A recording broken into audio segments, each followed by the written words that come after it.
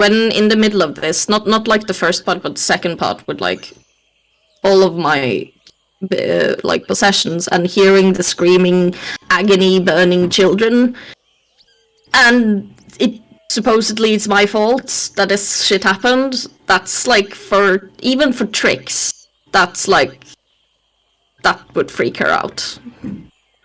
Did you get a chance to listen to the recap, or not the recap, but to the I videos did. you got out? Yeah, she listened to the full session. Yeah. Yeah, I did listen to the full session. Off So topic. I heard all of yours. Okay. Off topic, Travis. Hmm? A friend of mine just picked up this. Nice. Civic EF sedan. I will refill my glass, but keep going, Alex. Okay. Yeah. That's his new daily. What is that, an 89, 90? I think so, yeah. He wanted something that classifies as a veteran car here in Norway. Oh, not here in Norway, but in Norway. Because you don't have to pay, like, taxes on them. Yeah. And, you know, a 30-year-old Honda's still going to be fine. Yeah, that's exactly what he was like. He's like, a 30-year-old Honda or Toyota will, like, last forever, and I don't have... And they cost nothing to own here in Norway. Yeah. So I was trying to get him to buy, like, a Mazda 929, but he settled on a Honda. Oh, that'd been fun, too. You really can't go wrong with most of the Japanese classics. Exactly. Not I mean, all of them. My You dad's... could buy, like, a 1990 Sentra, but That's your own that'd problem. still be good. I'm very salty at Nissan, and I have been for years. I love Nissan, but I Yeah. hate Nissan. I still have my X Yeah. Trail. I really want to go back to being just a Nissan fanboy, but I don't like the last 15 years of that company.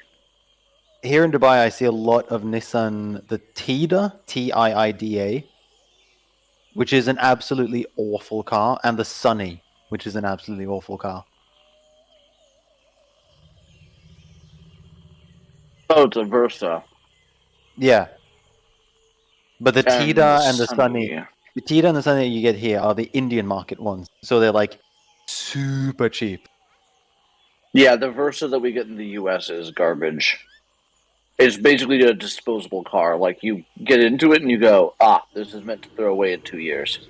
Yeah.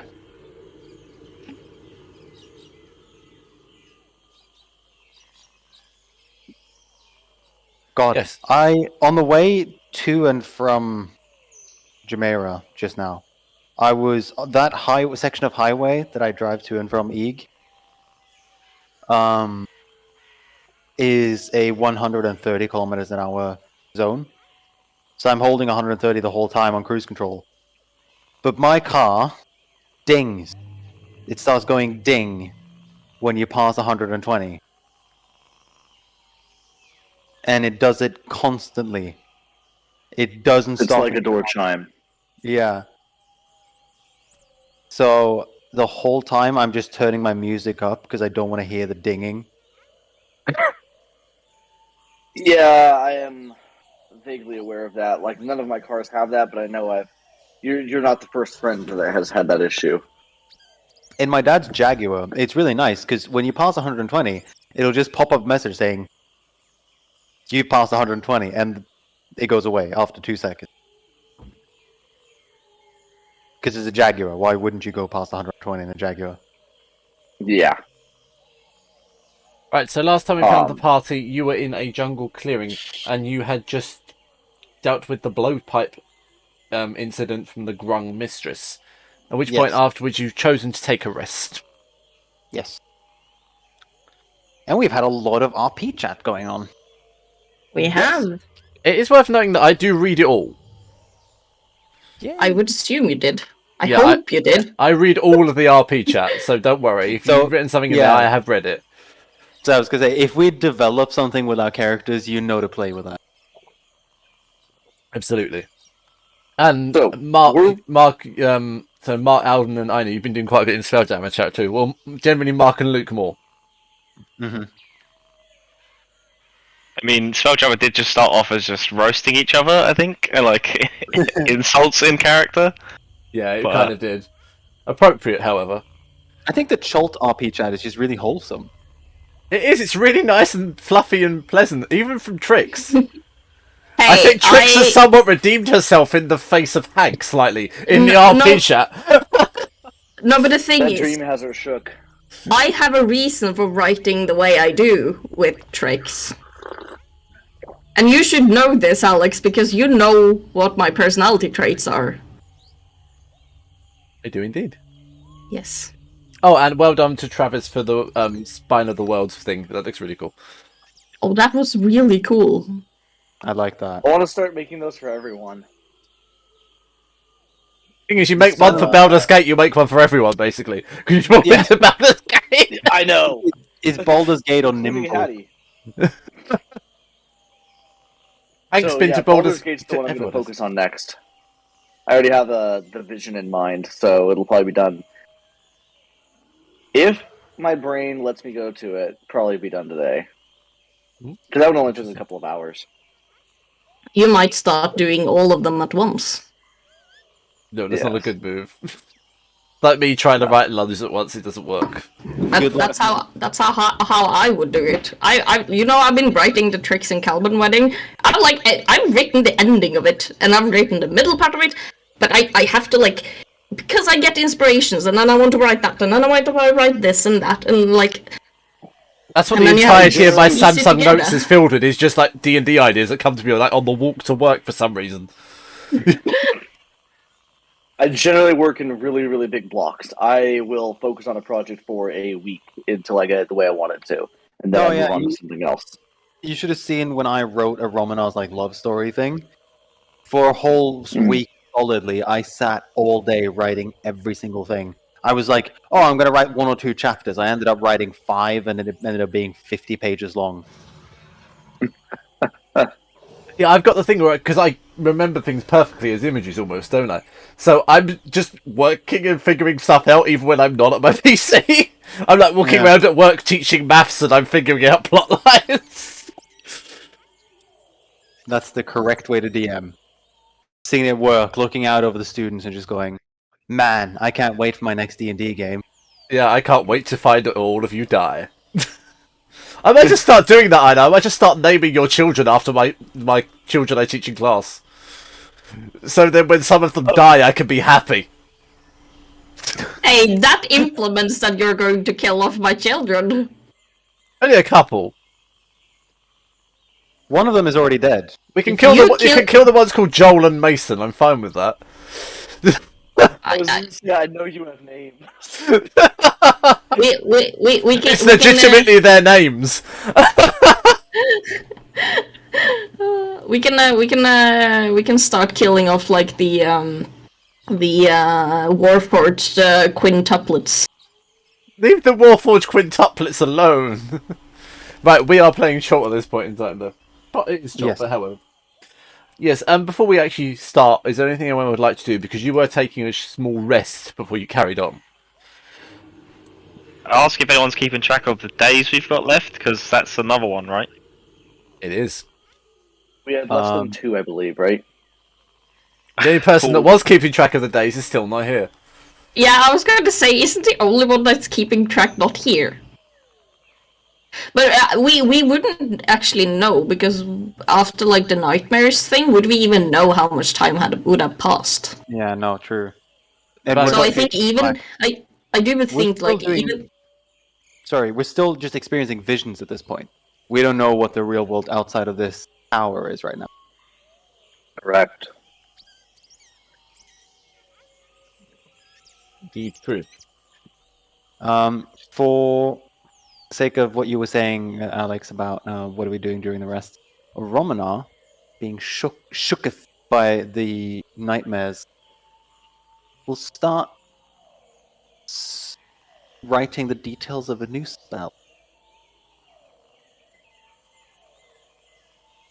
Okay. Specifically the one about nightmares that I've already shown you. Yep.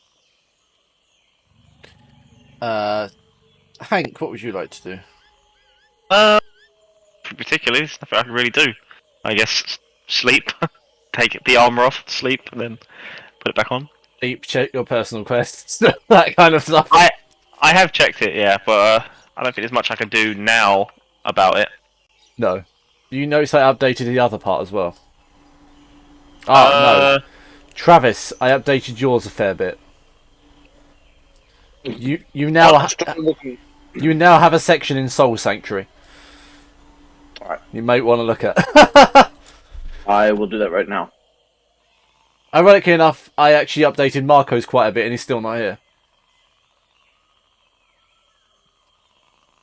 But we're not going there.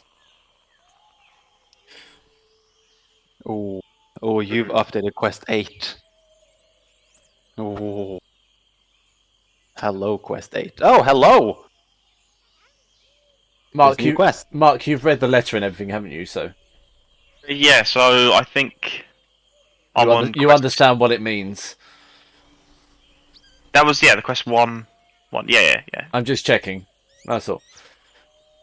I know you don't have any updates. Alden, you have one update, which is pertinent currently.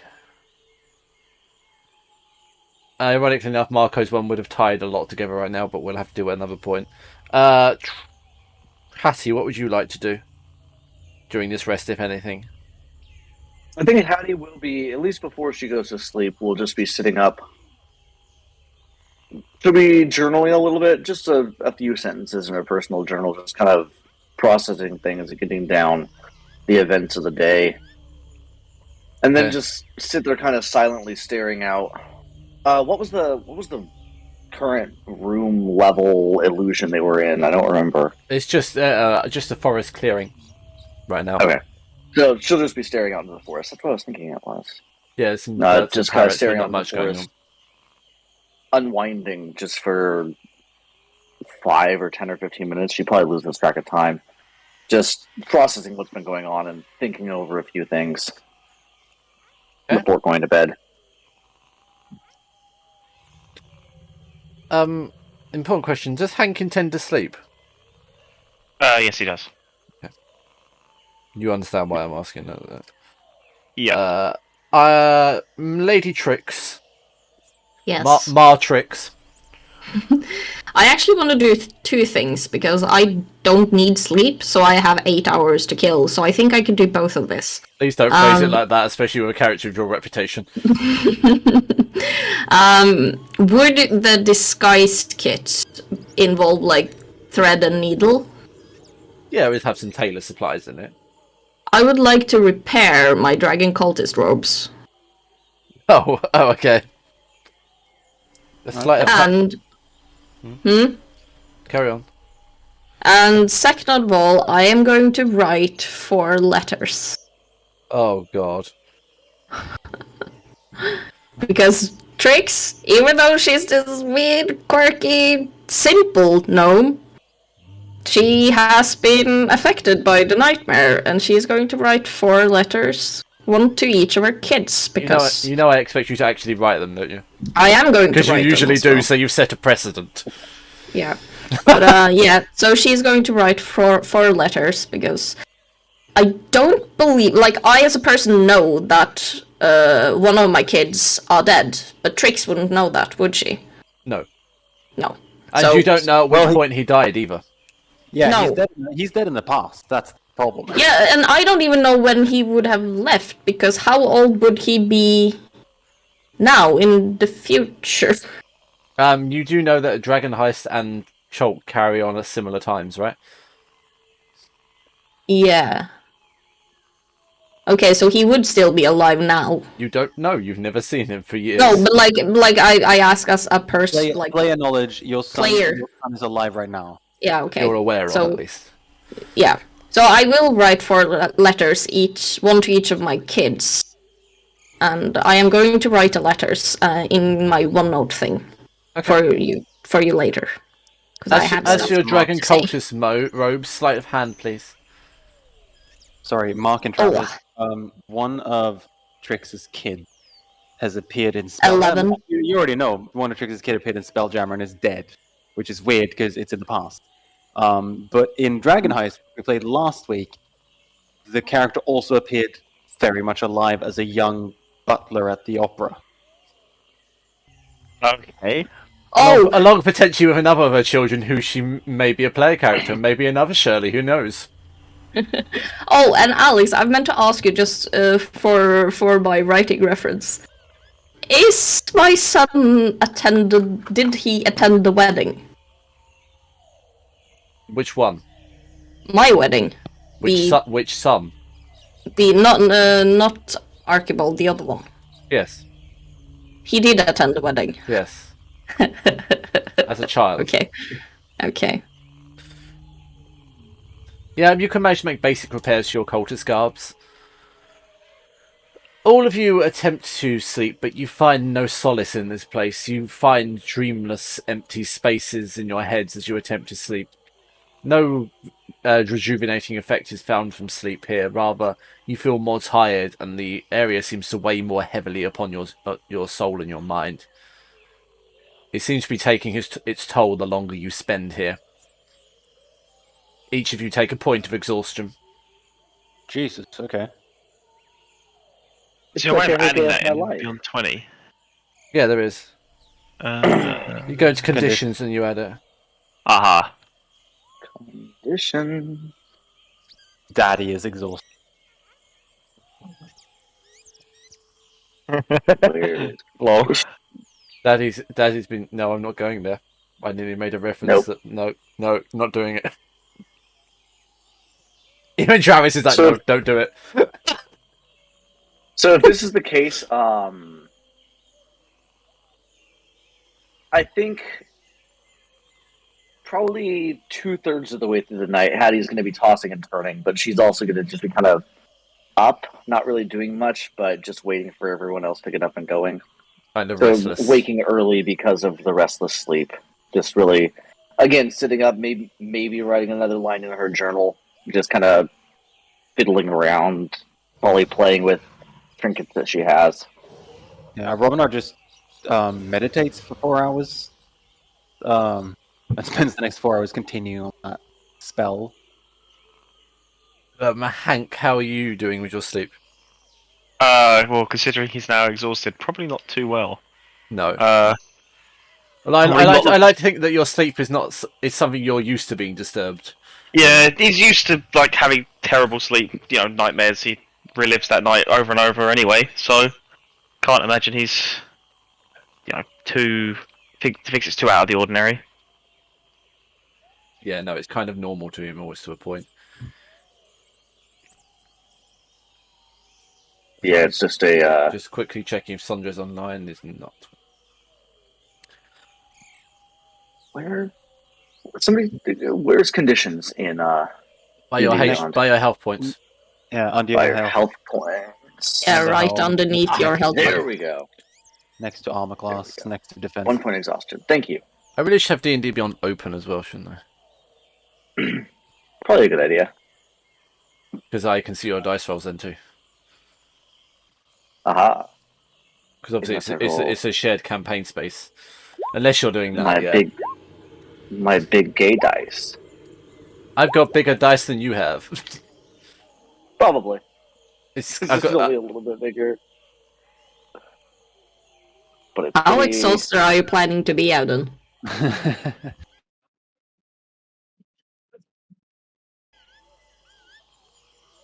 I was we just lost checking. our dinosaur sounds for a second. I was just checking the effects because if you yeah, it actually went put, oddly silent for a minute. I was like, hang on. when you put exhaustion on, D&D Beyond actually updates your character sheet to like the effects of it.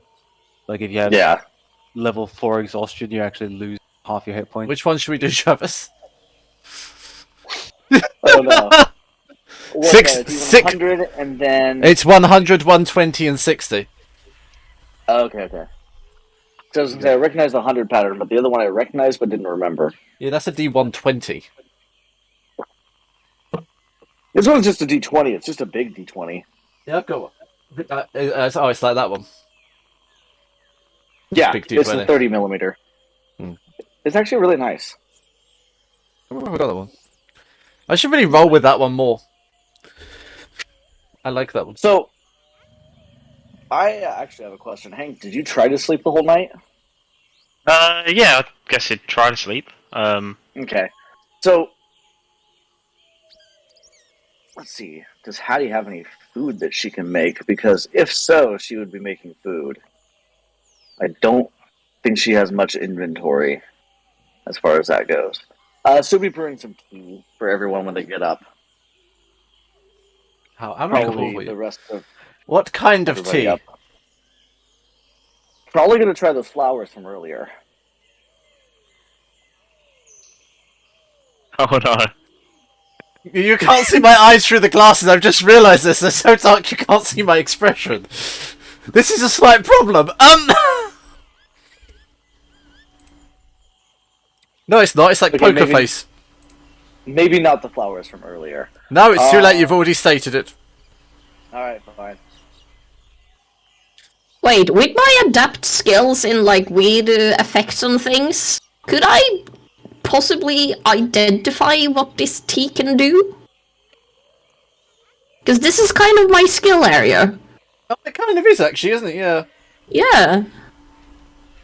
Now, I it's know probably some helpful things. because Hattie's just going to try. Hallie doesn't care. She's like, oh well. I'll eat snakes. I'll brew tea. Well, this weird stuff.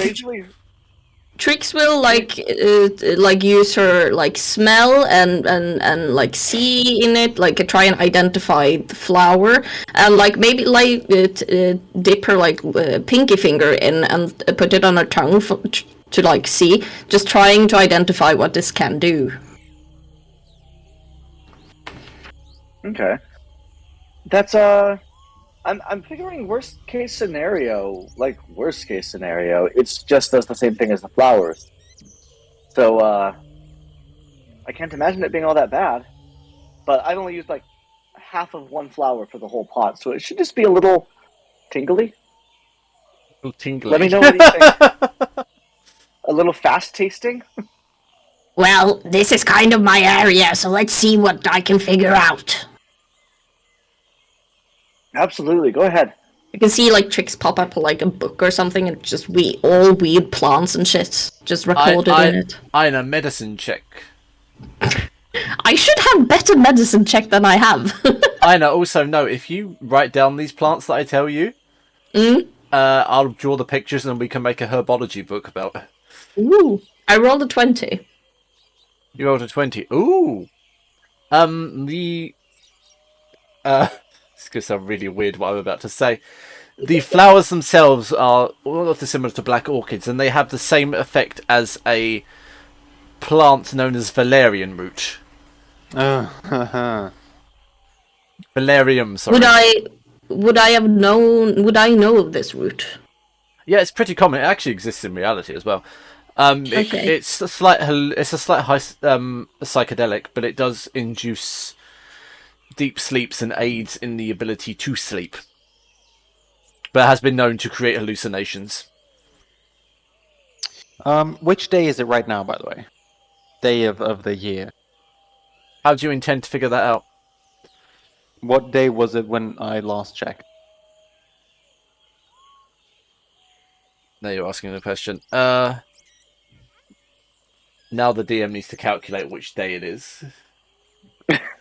Because I remember you did tell me that like about a week ago in game time, but I don't actually remember which month or day it was. I think it was quite close to Romanov's birthday, to be honest. Calendar. If it was Elaint or Marpanov.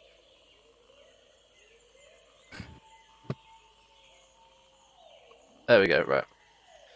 It was Lent and or Martelov, wasn't it? We said. Yeah. Elias, Mafanov, Yuktar, Nital, Eliant. It will Bye. be... Oh. By now, it will be the 9th of Marfanov. Marpanov, okay. That means Romanov's had her birthday. Is it not going well, Travis? Hello?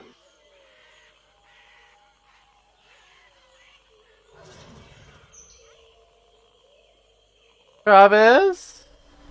Hello? Hello, darkness, my... Hello. Right. Discord didn't like me. I didn't like it, I understand that. It's fine. No, I understand that Discord not liking people. Because it didn't like me either. That sounded really bad. I'm quite aware of that after I said it. Was not the intent. It was aimed at Discord, not at you. I don't care. I'm an old man too. Don't worry. I just still have to apologise. Yeah. Oh, I just have no feelings left.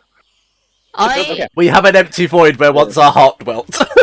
Yes. I actually want to like how much tea did you make? Whole kettle if anybody wants some. I made it pretty because I am going I might be to a little reckless. I like to think that Hattie makes like ration sizes. Like enough to feed a small platoon no matter what she makes. I am going to do something. I'm going to take my regular potion of healing because I assume a potion of healing would be like in a glass vial or something. Yeah, it's in a small alchemic. Yeah. I'm gonna take both of my potion of healing and empty it and refill it with the tea. But before the party members, you just pour out potions of healing. I have cups. Oh, but I need it to go. Believe me, someone is going to thank me one day. Okay. So, I'm just gonna rename my 2 potion of healing to like Valerium tea. Valerium tea. Oh my god. Yeah, I'll ask. I'm gonna ask the party. Does anyone remember roughly what day it was before we got here? I am very bad with days, so I do not. Also, I don't. Because I believe I may have turned 52 in the time we've been here. Hey, happy birthday! Thank you, I guess? Do you want a present? Possible birthday. Yeah, possible birthday. Let's wait for presents till we're done here. You sure? Is because I wonder when the next full moon is. Day. Hank will hand out a banana and be like, "Are you sure you don't want a present? Look, I already wrapped it." According to the calendar, the next full moon is in another month. Well, I actually tried looking through my inventory to see if I could give away something, but all I have is rope. And way too much of it. And way too much once. So, Trix. Oh, sorry. Someone offers. Who offered? Yeah, Mark. Did you offer? Did you offer a banana? Yeah, offer them a banana. Offer a banana. Thanks, Hank. I guess I won't go hungry. And then I'll eat another banana as well because It's I have better 7 of them. Yeah, she'll just start peeling it. She, being a strange, having thought about this for a bit, will peel it not from the stem but from the bottom. That's how you peel them. That is the correct way to peel them. But your immediate intuition is to open it from the stem. But Ramana will be like, "I'll be different," and open it from the bottom. Hank is still just chomping on them with the I imagine peel that off, Hank is like slicing it with a knife and then eating the sections. Just like including the peel. No, he's like pushing the flesh out of the peel because he learned from the last time that you shouldn't eat the peel, but... Like a summer sausage. Exactly. Sorry, that's exactly how I eat them. I just slice them and then I undo the wrapping and eat it. God. Yeah, Trix, they're all eating bananas. Well, we did find out when we did the nightmare thing that Trix also likes banana, so... Yep. So Trix eats bananas. But she would not unwrap it, she would just eat it whole. Gotta get that potassium somehow. Yeah. Eat it whole, just like all in one go. Yeah. Just... I've had long That is practice. terrifying for the fact that you're like 2.5 feet tall. Yeah. What's the You're average just eating a for... banana that's like the entire size of like your entire digestive tract. Yeah, And it's, it's just at going least the down. length of your esophagus. The hell, woman? It's like that seagull that eats the hot dogs. Bear in mind, these bananas have been left alone for many years. These are about 11-inch bananas. When I said eat it whole, I actually meant that Trix is not gonna peel the banana, she's just gonna... Oh, I see. Yeah, she's not gonna like shovel the entire banana down her Yeah, throat. Sucks it Just up like like her a hot jaw dog like in a- contact. This gets Tricks your might- Like a snake, yeah, just unhinge it. Like, Tricks might be weird and Tricks might be a little bit quirky, but she's not insane in that way. She's insane, but not that insane. In that way. Yeah, she's insane, but not that insane. So, do you think this tea is going to be harmful or tasty or what? No, I merely think, because it does seem to have like a similar effect to valerian root, which usually causes just light hallucinations, and it's very sleep inducing, which is why I think, which is the reason I wanted the 2 bottles, because of the sleep inducing effect. Interesting. Well, I am pretty tired, but I think we have stuff to do. Yeah, So I'm not sure. We should get going. Yeah, honestly, this is probably not a great idea. I just wanted to try something kind of nice for everyone. I know I didn't. It's sleep worth well. noting the bananas are slightly counteracting it with the sugar rush. So I think that at this point, Hattie's probably only drank a few sips of the tea, so like not much going on. I don't know about everybody else, but she's just sipping it, and not very hastily. Hank's thirsty. Hank will just drink the whole lot. He doesn't care. He'll drink the whole mug that you did him. Wait, so have you handed out tea to everyone? Yes, if you wanted it. Okay, I'll actually. Do you have a thermos or something? Oh yeah, they have thermoses. That's a thing, right? Romanar, I have more healing potions to spill out if you want some vials. I have like 6 more flowers. I can expect more later. I just looks horrified by this. What did you say? Oh, I have multiple potions of healing. We can just empty them and fill them with tea. Assuming you know the fact that you're able to make tea, I also assume you have some sort of cup in some way, some sort of vessel. I like to think that Hattie just has 1 teacup and saucer. The rest of you have to get by. She's like found it somewhere in some random person's house and is like, oh, I like that. Can I have it? And they've said yes out of the kindness of their heart. And she's just got 1 little fine bone china teacup and saucer for herself. I just imagine, like, realistically, you have a cup. you can buy those like travel mugs that are made for like going hiking and stuff with, that are like made out of wood. Yes. Yeah. For like hot cocoa and stuff like that. I imagine that's what you're serving it with. So I'm just gonna have that mug and sort of finish it there. Whilst Hattie sits with her fine bone china one. Yeah. But not bone china. That one's at her house. She has. No, it's just bone. I'm not sure what she would have. I know she Sits has like, drinking 2 out of a wooden ones that she pterodactyl skull. uses. I was thinking it was just like a little steel like adventuring cup, but like a teacup style. Yeah. But So just a little tiny tin cup. Or like a canteen. Proceeding from there, I'd like to go on to the next, shrine. Yeah, this isn't doing. Yeah, we should get going. I agree. The tea was invigorating, though. I feel exhausted. So, thank you. Yeah, this place is weird. I don't like it. Let's get out of here. Yeah. Well, by the way, before we go, what's the flowers called, or did we call them anything? You haven't named them, no. They're not dissimilar to orchids. It's worth noting. That's writing flowers, because I did write that. I took some with me. I have to use this for purpose. Bye, Travis. It's not in your book. This is not going well for Travis, is it? Hi, Travis.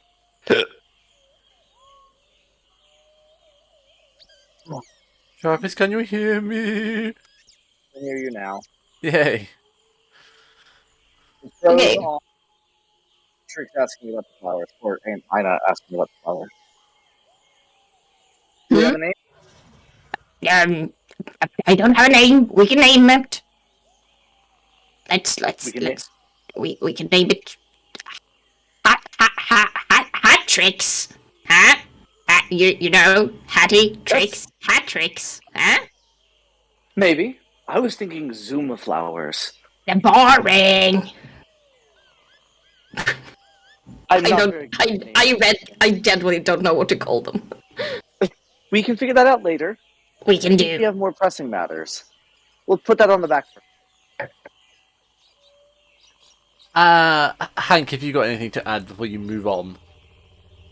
No, other than he'll probably grouchily put his armor back on. Yeah, Probably slovenly, feeling like... a bit, yeah, a bit exhausted whilst doing it, so it's not going to be fun. You need any help with that? Yeah, Hank, do you want a hand? Yeah, that'd be appreciated. It's kind of difficult to hold everything together. Patty, you take the top part. I can't reach. Sorry, I got that's it. a good thing. Note this out for our future adventurers. Don't bring heavy adamantine plate to a jungle where you have no one. When you have no I'll- squire. I'll work with the waist and below. Why'd you have to say it like that? Yeah, Because it's funny. Trix gets on her knees, starts adjusting you. Hank will probably close his eyes, not look. He's used to being in the barracks. That's a normal reaction. Sorry. Great, more hazing. No. Yeah, exactly. I know 2 soldiers that do that, but we're not going. As you turn the corner, you find yet another shrine to Uptau, also ensconced in wonderful jungle vines and leaves. The jungle clearing seems to extend past till you see a 3-foot-tall grey-furred creature with sharp claws, not dissimilar to a strange twisted koala. It sits chewing on the last shreds of meat attached to a humanoid thigh.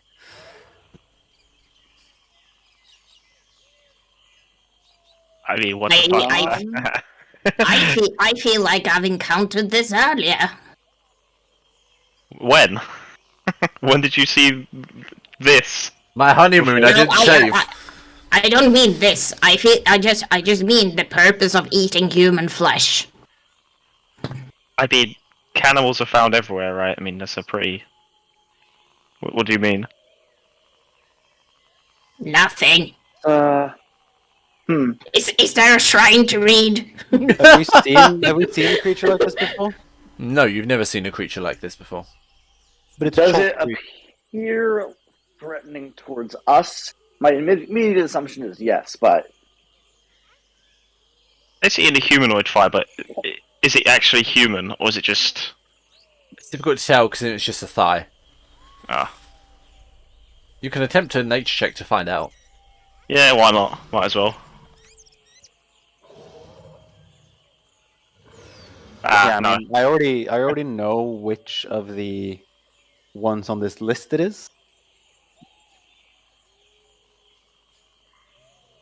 You're not fully aware if it's That's, humanoid, a human thigh or just a humanoid. either Looks way, distinctly that makes human. me a little uncomfortable. Due to like recent experiences with these Uptau shrines, Trix is immediately looking for something to read. Given the experience with the other shrines, Hank is immediately aware that this is probably some form of animal god. Just like the rabbit thing was. Another shrine, another animal god. Yeah, there was the rabbit, the froghemoth, the jackally, the grung. Now we're onto this koala-looking thing. As you're having this discussion, it notices you. As it does, it leaps from its branch, grabbing something from an offering altar. As the creature, I'm not very tasty. As the creature pops it in its mouth, you hear a popping sound. The creature appears delighted by this and swiftly scurries into a nearby cave. Then. Hattie will slowly... Hear the dinosaur noises, which shouldn't be there. I get the feeling, based on our previous experiences, that we're about to do exactly what that did. Snack on some meat something. and go into a dank cave. I'm not a huge fan, But Trix, why don't you read the shrine and tell us what it actually does say? Okay. Is there a shrine to read? There is a shrine. I'll read the shrine out loud. Even so you understand it. Hank can also understand this, I think. Is it Oh. Hank? No, it's a Romanov. Somebody else can understand. No, Marco. Marco's not here. Wait, what's the language? What language is it? Olden Moen. Oh no, I can't. Yeah, in person would be Marco. Marco can understand it. It reads, "To understand the beast, you must look from inside." Inside what? That's all it says. Is there an inside to that altar thing? Or is it just that we'd have to eat? I have an idea, but I don't like it. I'm gonna go with what Romanar said, and Hank will crouch down by the thigh and just cut a little bit off of his dagger and eat it. Just saying to himself, this is probably one of those crocodile people, right? That's basically not cannibalism, is it? Just trying to make himself feel better about it, basically. Yeah, this is probably a crocodile dude. I hope it's an elf. They are tasty. I think. What? I've never eaten elf. I mean, I have eaten elf. You never know. Can I inside check that? I'll just a little make eye contact. Actually, Just look straight at Trix. Yeah, elves are tasty. It says she hasn't eaten them, but she has. I want to know if she has. By all means. What can I roll against? Deception? Oh, yes. Yeah. Got a feeling she's going to win on this one. Yeah, you that's can't beat pretty me in bad roll. deception. I don't. Beat me in Oh, deception. Jesus. Yeah, she has a +9 to deception. This is how Trick gets away with shit. Maybe I've eaten elf, maybe I haven't. Hattie, I can't see you questioning her eating elf particularly. Or maybe you would. I don't know. Would you question that? Probably not enough to make a roll. We'll put it that Actually, way. Alex, It's probably just a little mental note going, Yes, something Mark? else to unwrap. Yeah. looking at my third personal quest, does that offer up any knowledge on the situation? The which one? Look into my eyes, quest 1. Looking into her eyes, do I see anything? Oh. You see her slaying 3 individuals on the back of a cart. You also see him being taken through a portal and facing some strange snail creature. After which you see a myriad of other things which flash by far too quickly. But you see her defending children in front of a fire. You believe she is innocent. Not innocent, she is not evil. Okay. Okay. As Hank does this, his eyes burn with the fire as of hell. Brightly and very obviously. And he's looking at me. He is looking straight into your soul. Would I sense what he's doing? No. You But do I he's would doing see- something, but you don't know exactly what. You've never seen anything quite like it before. Is that what my eyes were doing? What do you No, mean? Wait, Sina's... Yeah, because I don't think they will be similar. No, Hank, you also get a strange burning sensation as if you're looking straight. It's almost like you're looking straight through her and into her kind of thing. But seeing as I see his eyes, I will actually approach him and be like, "Hello, what are you doing? You look like a Romanar. Is this some weird magic mojo?" Unfortunately, I haven't developed the ability to see what I look like. What are you talking about? Well, you've seen a Romanar's eyes. Oh, Your eyes are on fire. Your eyes were burning. What did you do? I was You just looked looking at at you. me. Yeah, you looked at me and your eyes were burning. Yeah, I was looking at you. Why? Trix, as he did this, you felt slightly hollow as well. I was seeing you for who you truly are, and then he'll pat her on the back, and then move on. As he pats you on the back, you get a searing pain. I get a pain? Yeah. I like.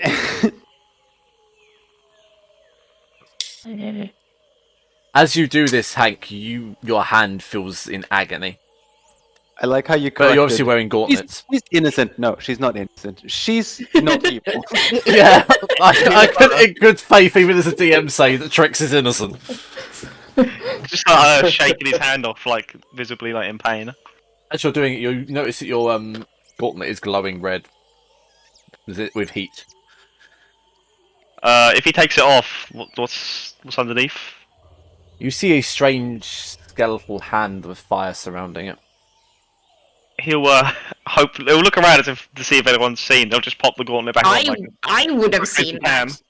Yeah, Trix most definitely would have seen that. She's looking at you really suspiciously. She would have seen that. Yeah, she's super paranoid, so she would just stand there. She wouldn't say anything. She would stare at you like heavily and be like, "What the fuck?" and then just turn to you and be like, "Oh, so you complain at me for staring, and now look at you." And then he'll just try to walk it off as if nothing's happened. I'm just waiting for the Romanar moment. I know how you feel. Just... Maybe he'll look for some like a puddle or something. Oh, it's worth noting that the fire is black.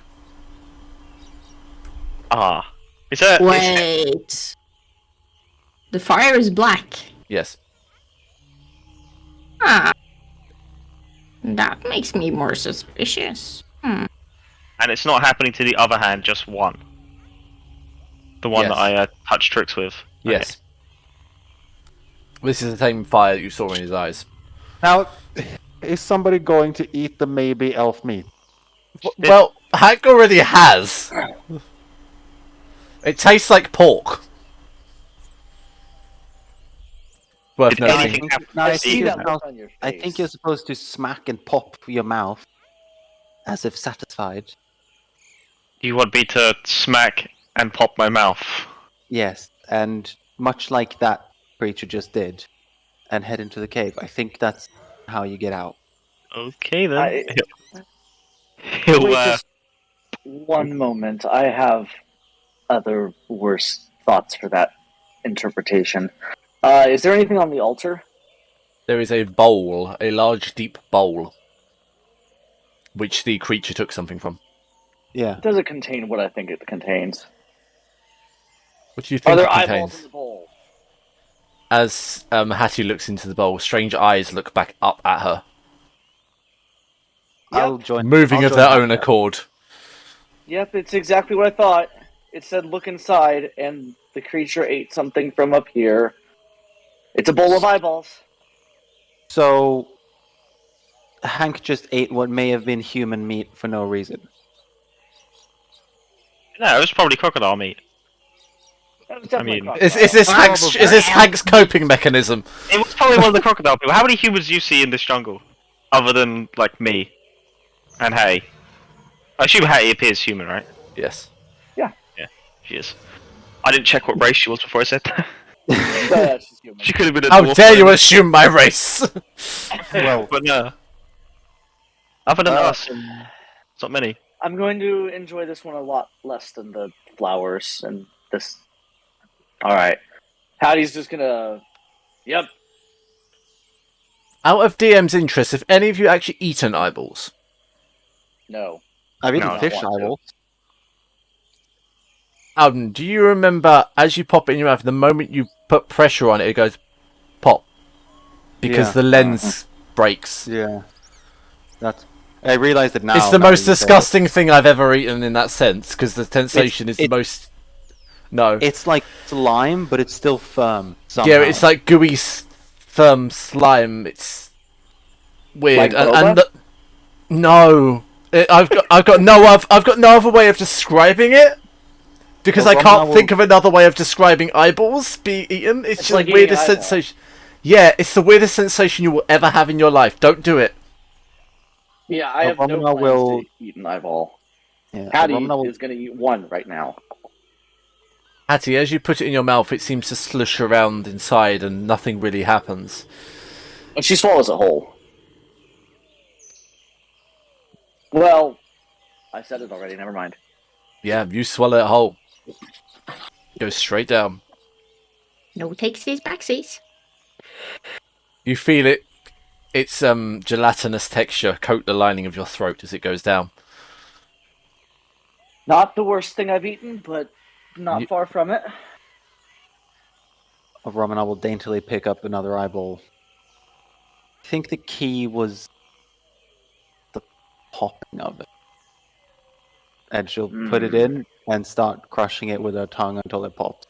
As you do, you feel a... I can't do the noise. Yeah, feel that. And this strange gelatinous liquid texture fills your mouth. She closes her nose and just swallows it. Like oysters. Yeah. Also disgusting. That was into the cave I go. Actually, that's the closest approximation I can find to the gooey texture inside eyeballs is oysters. Yeah, that's actually a good point. Yeah, but oysters are good. That's the difference. Yeah, but that's the They closest aren't. approximation I can find. I don't particularly like oysters either. The texture themselves. I think it's like an ADHD, ASD thing. You can't deal with weird textures. Oysters is one of them. I Yeah. cannot do. So that's why I can't eat Can't eat bananas. The texture freaks me the hell out. So my sister loves shrimp, but she can't deal with the texture. So Yeah, see? So she loves shrimp, but she'll swallow them whole. Yeah. Interesting. And I've developed a thing where I can eat stuff and not taste it. So I can actually eat food and take it down and taste nothing. I love most things, but oily things I can't deal with. Things that are oily and slick in my mouth, that makes me want to throw up. Yeah. Even if they taste good, if it's oily, I want to throw up. I don't really have categories. I just know that I don't like shellfish. Oh, I Shellfish love generally shellfish. has that kind of texture, doesn't it? But yes, a Like Romanar any of them. and Hattie swallow the eyeball in the various fashions. Trix and Hank. I head towards that cave. Trix and Hank. Hank has no fear about eating it, so he'll just scoop one up and crush it on his back tooth. It pops in your mouth, but you probably aren't even phased by it. Military rations and stuff is probably quite gross at this point, so it doesn't really bother you. And then Then they'll it's quite a head weird to sensation. Then they'll head into the cave, I guess. Okay. Did you say a Romanar and Hattie are heading towards the cave as well? Yeah. I am. And then, Trix. Well, As a person, I know this would really bother you, yeah. but character Trix is going to go over to the leg. First. Okay. She's going to take out a chunk of meat from it. Like Hank did. Yes, but I'm not gonna eat it yet. Okay. She's gonna cat pill herself. I'm like carving out as much meat as I can carry. Oh well, you're carving out a big hunk of meat. Yeah. Okay. And then I'm going over and taking an eye and popping it and eating and going to the cave.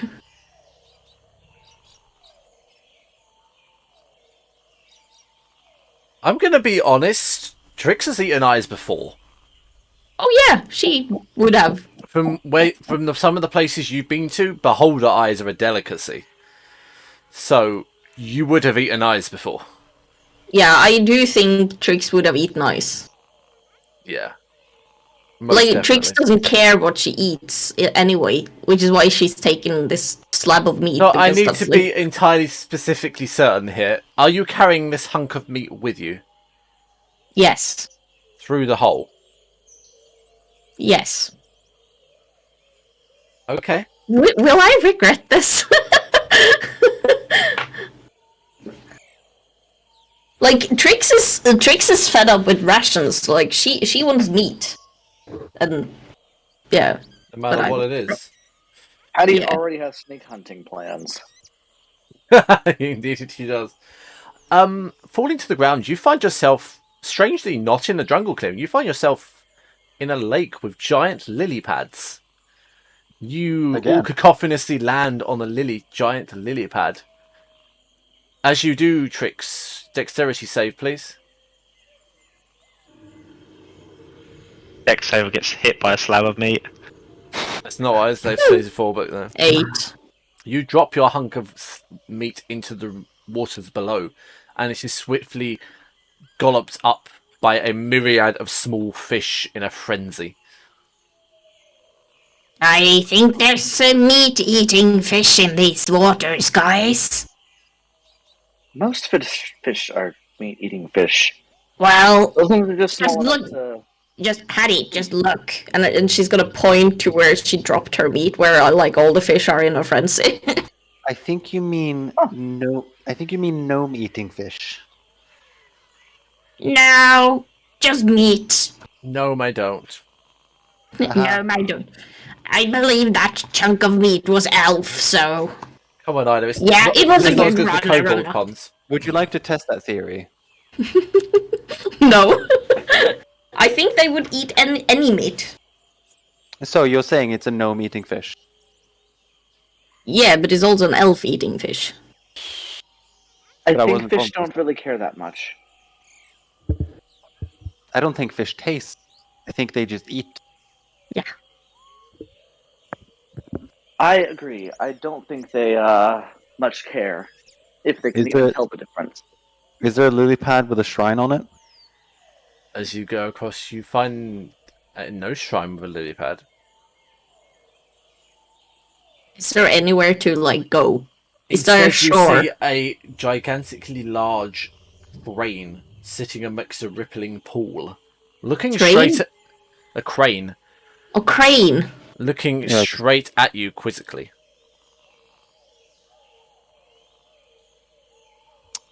Booktown? Oh, He looks like Hank did when he looked at me. hello. And I bow to it as well because I've been bowing to all of these. Yeah, you kind of have. I have a very weird question. Oh, And I know ask you're away. gonna make me I roll love for it, weird and questions. it's going to be great. How do you tell if this crane is Uktau? You can roll religion. Excellent. I can tell That's you, it's not. 4 plus 5, so 9. You believe its crane holds some power, but you don't know if it's Uptown or not. Very fair. That's a better answer than I expected. Oh, you just thought you know nothing. Hello, Jon no, Snow. I didn't even expect an answer. I just expected a, why the fuck are you asking that? No, I was entirely going to give you an answer. An Eblis, yes, I do know the Eblis. I call it an Eblis. Because most of the Cholton nerds come from either Swahili or Native American. Fair enough. Eblis. I mean, I don't think Romana would know an Eblis. She would know a crane, so she she'd should know a realize. crane. That's why I'm saying it's a crane-like creature, because you all have Yeah, a crane at least. She'd be like, okay, this is in the same family as like storks, cranes, and the pink ones, flamingos. So it's a long-legged water bird of some sort. Yes. Does anyone else have any actions or anything they'd like to do before I engage the crane sword? I'm just I waving keep at it. saying hello to it and bowing to it. Yeah, just waving. Hello. It will lower its wings and bow back. Yay! And that Hattie is going to nod as well. A Okay. gentle bow. Hank, Is my hand still on fire? I'm presuming you replaced your gauntlet, did you not? Yeah, I did. I put it back on. You cannot tell. You said looked like it was heating the gauntlet, or there was warmth coming from it. There was one coming from it. Is there still warmth coming from it now? Yes. Can I take it's it off fading. and dip? Wait, but so it's freezing or what? It's See? fading. Oh, it's fading. Okay, I was about to dip it in the water, but if it's fading, I'll probably not do that. And it's Dip it in fine and with boil the the fucking hand. pond. Yeah, dip your hand in the water with piranhas. Well, Alex said it was skeletal when I took the glove off last time. Yeah, but then you extinguish it, and what if it turns back to flesh? Then you pull it out quickly. Is it in a plate gauntlet? Yeah, you just put it in to like cool it. Like, I don't Bye, know. Oh, Travis. we won't do that. Hi, Travis. 5, 4, 3, 2, 1. Thunderbirds, Oh. all go! Did he return from vaping outside or something? Travis! I had a glitch. You are a glitch. Yes. Yes, the crane will look into the pond beneath it, as the fish seem to hypnotically float to the surface, not of their own accord. Far from consuming the piscines, the creature preens itself, dipping its beak into a small well of water beside it. Well of oil beside it, sorry. Before swaggering off into the mist with a final bow. Preen is when a bird cleans itself, right? Yes.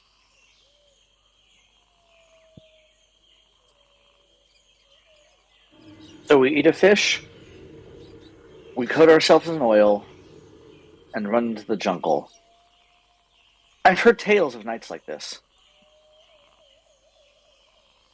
I've been going first a couple of times right now. How about someone else take the lead? I'm still recovering from that eyeball. Hank, how about you? I mean, I tried to eat the humanoid leg first. How about Trix go first? I did eat the eyeball first. You can Wow, see, pass the buck. you can see Trix being a little bit like distant as she tries to recollect something, and she just smiles evilly and be like, "What did you say?" I don't. Because that's exactly what I just did. I was reading through my notes and I didn't hear what we were doing. I don't like. We were asking if you wanted to go first this time. Me first. What am I gonna do? I think we're eating fish, bathing in oil, and running into the jungle. Do we have a fish to eat? There's water. Make. Yeah, I You was can gonna say, I figure it didn't. out. I do have a question for the DM. I think I heard as I was reconnecting something about fish being eaten. Was that actually the case, or did I mishear something? My exact words were, far from consuming the piscines, the creature preens itself. Okay, Greens? sorry. So It's how a So we don't- bird cleans itself. Oh, So- it cleans itself. Okay. So we oil use bath. the oily fish to clean ourselves. I did say No, there was a don't- well of oil next to it. Oh, sorry. Yeah, I misthought about the. I'm sorry. I just have fish on the mind. We should go fishing when we get out of here. Wait, so am I gonna bathe in oil? I think Here, what you and need to how do you- Trix's is at harem least- fantasy. I think what you at least need to do is you need to lure a fish, then bathe in oil, then daintily There's nothing. jaunt into the forest.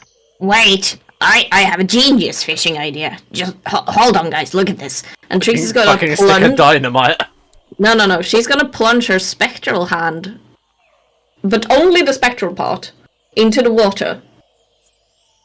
Does anything happen? The fish Does swim it even past you. make a wave? Hmm. The fish swim past you. But does even it like? Does it does even it make a like- splash? Yeah. Does it attempt to like go to a hand to the hand? No, it doesn't even create a ripple. Wait, never mind. My plan So doesn't far- work. I'm not So far, you've plunging only my hand in proven. there. So far, you've only proven that the only person who can touch your hand is a Romanar. But a Romanar is also weird. While she's doing this, Hattie is just going to take just a little bit of oil on her fingers and rub it through Trix's hair. Wow. I don't know how this is gonna go. Why are you rubbing this in my hair? It's the crane preened. The hair, closest thing we have to feathers. I don't know. It's the least weird option. That's the Okay, least Well- good option. seeing as the crane sort of hypnotized the fish somehow, I'll just sort of leer over the edge and see if a fish will swim up to the surface, or if that was exclusively something the crane would do. I feel like this is actually just a ploy for Alex to get in Turkish oil wrestling into his campaign. I didn't consider that actually. It's a valid point. No, I didn't consider that. I did love that. Oh, I don't know much. That's like fever dream material. That is. We already had one of those. Oh no, this was more. This is like DM fever dream. Okay. Did I send you the Turkish oil wrestling? He wasn't here for that, I think. I need to send Travis Turkish oil wrestling. I know You're what gonna- it is. Yeah, you would have been traumatized if you didn't know what that is. But yeah, I'll I peer grew over the up edge on and the see if I internet. can spot a fish. You see many fish swimming below. All seem to have very gnarly teeth. Do any of them want to swim up? They seem to be happily swinging below the surface. I don't think we need fish, but No. and Hattie's gonna activate her glow sphere, glow whatever those are called, Her drift globe. drift globe, You have that? and hold it just above the light or just above the water. Alden, that's one of the items that players should have that pisses the M's off. Just above the water or just below the water? I'm sorry, I misheard you. Just above, so that the light may act as a lure. Okay.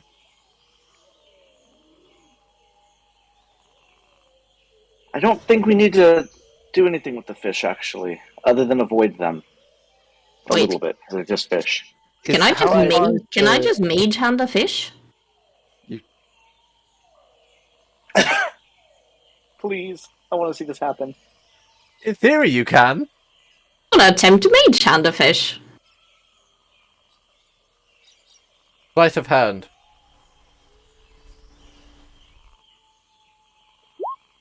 Ten. Every time you try and grab a fish, it falls out of its grasp.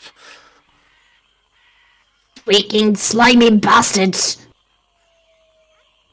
Yeah, I'll go over to that bowl of oil. Was it a bowl? Wait, Yeah, like does a it well of say... Is it any writing where the bowl is? And I'll just dip both my hands in, get them quite saturated, and then just run it through my hair. Okay. No, there is no writing on the bowl. Run it through my hair quite like vigorously, trying to like make it through every strand. At which point I will call a 5-minute break so I can pop to the toilet and we can all rest for a second. Thank you. Alexa, 5-minute break. 5 minutes. Starting now.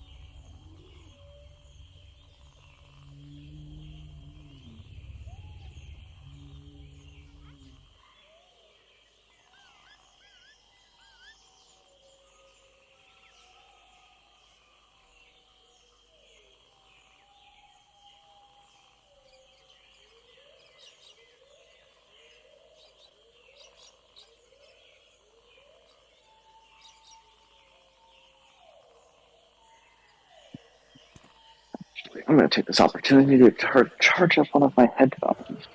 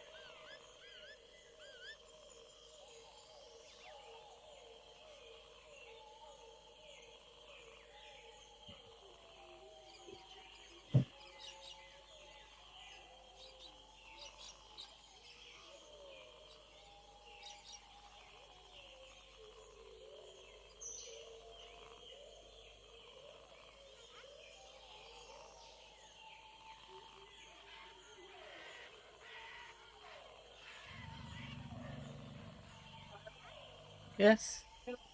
Night.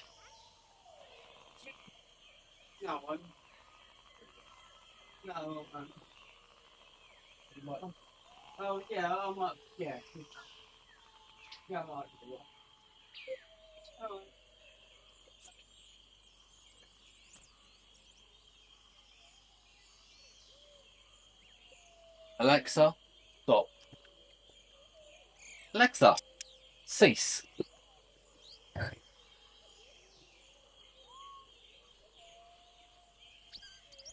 We're just waiting on Alden. Or Yeah. not gonna lie, guys, I have no clue about this one. I'm kind of glad about that. I think it has nothing to do with oil. I think. Are we Travis okay? is Are we right. okay going through these shrines, or would you rather do something different than the shrines? Are there many shrines left? How many have we done? This is our fourth or fifth. There are 3 shrines left. This Well, is if your, it's this mo- is, if this is your it's 6th. Sixth. because like if it's just more of the same, I'm down to just No, they are different. no, but Yeah. like copy whatever the animal is doing and then moving on. Similar, yes. Yeah. Well, then I'm just down to whatever, really. Obviously, I did write it, but I didn't know how you guys would respond to going through each shrine in turn. I feel like for me, it's like Hank sucks at investigation skills. He has like none of them good. So The thing is though, we might easily get distracted with like other things, so the shrines take longer. Yeah. And they're a nice thing to introduce something later on. Because these do have preeminence to things later in the campaign, so it's not just I've just put them in for no reason whatsoever. Should I have written down all of these shrines? Yeah. Okay. Hold on. We have done the. I'm writing this on the other page. I have some meta knowledge of what these are. Which you're not allowed to So- share. No, absolutely not. This is homebrewed, so I don't know exactly what these are, but I know what the shrines are too. So I can tell you. The fact that you know it's homebrew means you've read a lot. Again, this is just that thing of like I fall into a trap of where I'm just scrolling through pages of like reading the source books, reading everything, and I'm like, oh shit, I probably shouldn't know all this. But to appease anyone who might be wondering why we're doing all of this, there's only 3 left. He just said. I think Okay. I know. I think I already know what these are in character and obviously as a person. These are just chulted gods, right? Like animal gods. Like clearly, Sort of. we're doing one for each of them, and they all take a different animal form. So No, there is a legend linked to the history of Mesro about them. And Uptil. Yeah. There's like a whole legend thing. There's a whole story. Which I don't know if it's in this. Don't know if it appears now or it appears. I know it appears later on in the campaign. I'm not sure if it appears now. Wait, Alex, these are the same things that were the statues of the beginning of the campaign? Yes. Some of them are, yeah. Yeah, because my next question was, if everyone we encountered the first thing is going to be here, are we going to encounter a snail? You will find out. If we encounter a snail, Trix is going to just nope the hell out of there. But now thinking about it, Alex, where on the map is Omu? Omu? Yes. You don't know. Oh, we don't know that. Oh, yet. there's a specific reason why it's not marked on the map. Omu Okay. is the lost city. Right. It's not the same as Mesra, right? No, map- because Yeah. because I know I was confused about this because we in the last Tomb campaign we went to Omu, which is why I was confused when we got to Mesro because I thought that was the same place. There's 2 lost cities. Omu is just the more officially. No, written about. Mesro's never been lost officially. Everyone knows where it is. Yeah, right, alright. Mezro is But- the one that doesn't actually have much content around it when it surrounds this campaign. Omu actually has quite a bit of content around it. Oh, absolutely What I'm seeing from what I've read is what Alex is using now is some background story from the campaign story around Omu, and he's repurposing it to kind of enrich and Mesro a little bit. And you also know I'm using the Ring of Winter book for some of it. Yes, which is brilliant. Why would I not? That is a masterclass DM act. To use the published Yeah, literature. you're using a technically irrelevant book that doesn't have anything to do with the campaign, but has something to do with the lore to make the campaign, to extend the campaign. Masterpiece. Have to have done something by now. I like knowing nothing about the lore because then my character's just as ignorant as I am. See, no, I like that, but then you learn it all, don't you? Yeah. I well, like. The problem I- I had is that it started with a Romana. With Argus, I was doing the same thing. I didn't know shit because Argus was kind of supposed to just be a dumb Goliath who the only things he knew was what he was taught at the cloister he worked at or served. So he wasn't supposed to be that taught. He was only supposed to know religion, and pretty much that's it.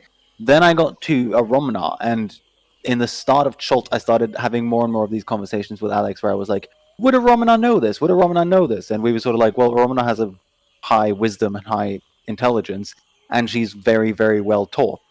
She'd probably know a lot of this stuff. So I started reading it myself, thinking like I should just start reading into some of the things that are part of the main history of D&D, just so that I would know what to react with as a Romana. But then that started snowballing because I love reading. Also worth noting to a concept as well. I will always choose Gygax and Ed Greenwood above Wizard of the Coast as well. If it ever comes to a point where you are confused which one I'm going to pick, I'm always going to pick Gygax and Greenwood. Always. I've based pretty much everything of Nimbrel I've based off of Greenwood.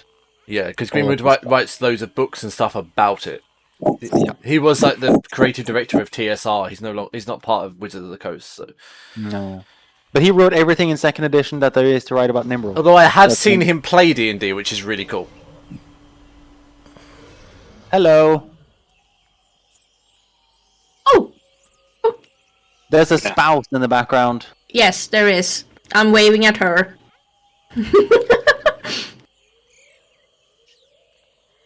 Right, are we okay to continue on? Is everyone here? Yes. yeah. Fabulous. I've been back for a minute. I just didn't turn the camera on. No, it's fine. I'm absolutely checking because there was a conversation going on too, so I wasn't massively fussed. Yes. Can So- Sarah hear us? No. Oh, okay. Headphones. Oh, yeah. Oh, yeah. I am the very model of a modern major general. I know the fish and animal, the vegetable and mineral. I know the kings of England. No, nobody's going to get that but me. I've just realised I'm saying that and nobody understands what I that don't fucking know. means. No. I'm familiar with VeggieTales. I think I've heard it, but I don't. Hello, Don't have Sarah. any relation. She heard you go, I'm familiar with Still thinking VeggieTales. VeggieTales. You know how instantly horrified by that I am. I don't remember what it's actually That was called. genuine. Excellent. This is like me in the Shakespeare discussion in Spelljammer. I put Shakespeare references in Spelljammer and no fucker got them. At all. But your problem is that 50% of them don't learn about Shakespeare in school. But two of them do. Where Yeah, was I know but you chose the one book I didn't read. Yeah, and he has read Shakespeare out of Let's see if free Travis will. let's see if Travis knows this one to prove my point. Travis, if I say if music be the food of love, what comes next? Oh, fuck. I know this one. I know where it's from. I don't remember. I know to Google it. I know it's been mentioned in my stream, but I haven't read that one in a long time. I'm actually quite glad you didn't know is where I the need these answer pop- immediately. Oh, do you know these pop-outs that I said I need in Dragon Heist? Like the DM is disappointed, the DM will remember this. We had, but then we had the one. I need which one of them for did- this. Then we had the one which annoyed me though, because I Oh, did yeah. get it. Yeah, because that was me and Mark. We didn't Yeah. get the yeah. Oh, the Order of the sequence. Play. Okay, there we go. Play on. Yeah, but you had to Google it. Yes, but that's what my brain works like. I The know, internet but is my at least you knew reference. what it was from. Yeah. None of them understood what the fuck it was from. I No, knew it was I've heard of the Shakespeare quote, somewhere. but I didn't know where it was from. Like I've heard it; it's like a common thing, but I never. No, apparently, according to you, it's not a common reference because Oh, I'm nobody got saying it, and we had I this know whole people get argument it. about nobody getting it. Yeah, but if you can say some things, and people be like, "Oh, I know what that is," but you know, it's like a Mandela effect. You don't remember it quite right. Mandala effect, not Mandela. It's Mandela, man. No, it's not Mandela. Oh, it was. Well, it's about Nelson Mandela. Yeah, it is Mandela. It's also Yeah, Mandala. well- There's two effects. The Mandela one's about like when people misreported Nelson Mandela dying in prison, right? Yeah. Oh, yes, No, it but, is, like, isn't it? the Mandela effect is like things like one of the best descriptions of actually like a mass case of it is everyone remembers 9/11 wrong. But like as in real, it happened. I And don't. it, No, he George does. Bush did it. George Bush did it, so I remember it properly. yeah, exactly. But like everyone remembers, there's a detail. God, I feel old now. There's a detail about 9/11 that everyone remembers wrong, which is everyone remembers Tower 1 falling, Tower 2 falling in quite rapid succession. But the truth is, there was like a full like 2 hours in between it, but everyone remembers that wrong and thinks it was like 10 minutes. Travis, we're on 9/11, by the way. Yeah, we're talking about the Mandela effect and how everyone there's like a mass case of it where everyone remembers 9/11 ever so slightly wrong. Not that there's like a detail missing, but there's everyone remembers the time period a little bit wrong. It's like a misconception almost in somewhere, isn't it? Yeah. But yes, And there's a few other things like the Berenstein Bears. Everyone remembers the wrong text. Yeah. it's like those So- misquoted lyrics, isn't it? Yes. Yeah, exactly. So Hattie starts bathing Trix's hair in oil. Yeah. Rowan starts And then- bathing her own yeah. hair in oil.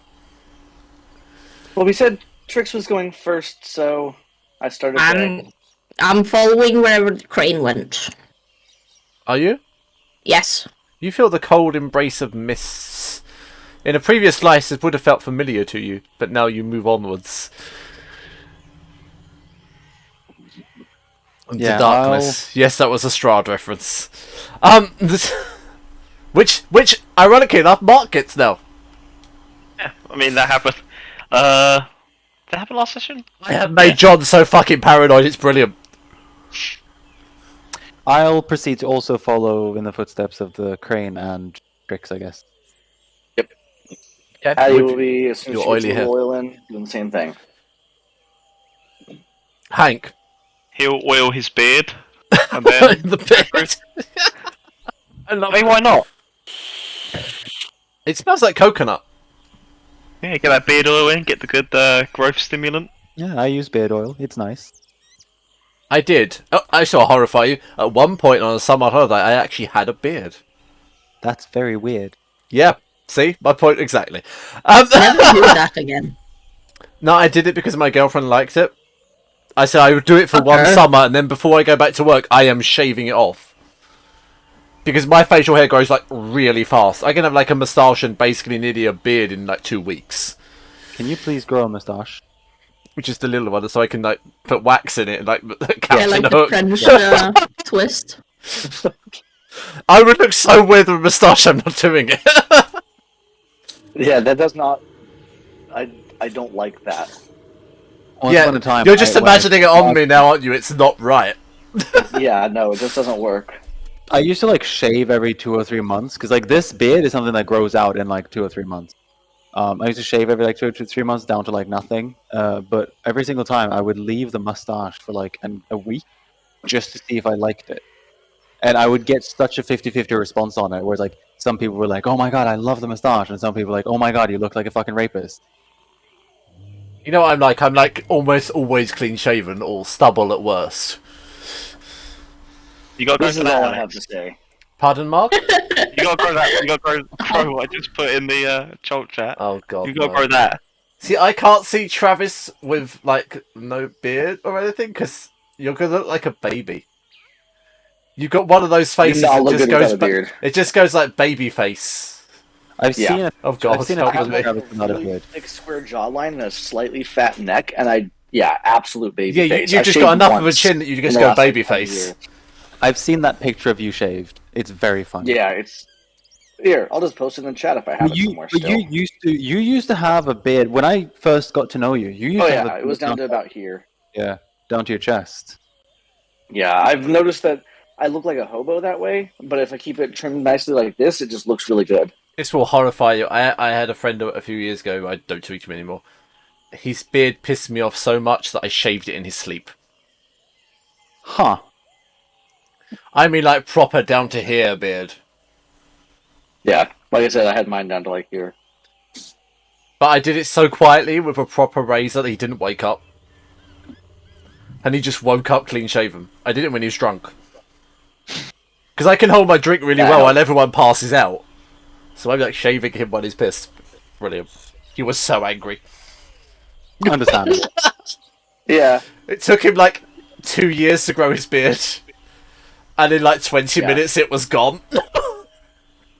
I would be very mad if anybody shaved my hair. I'm catching up to you now. Ina's catching up to you soon now. Yeah, Ina's catching up to me. Yeah, I actually believe like I Yeah, Ina... Right, when I first knew you, you had slightly longer hair. I had really long Yeah, hair you did. when we first met. Yeah. Now, when I see you like this, I cannot even envision you with long hair again. I really can't. Because I had the same length as Travis probably has now. Yeah. I had like super long hair. Although It was, Travis down has to just my- become a BG.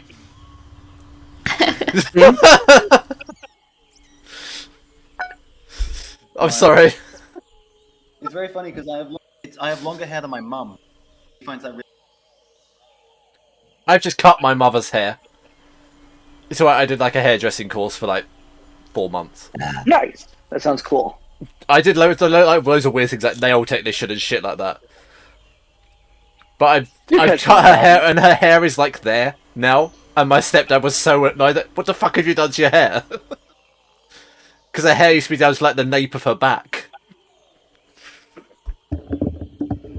Mark, are you alright? Well, can we stop talking yeah. about beards now? Okay, I I'm feel echoing left slightly. out. I know you've got as long a hair as I have, love. It's alright, you're fine. I literally can't grow a beard, so I have envy. Neither can Luke, though.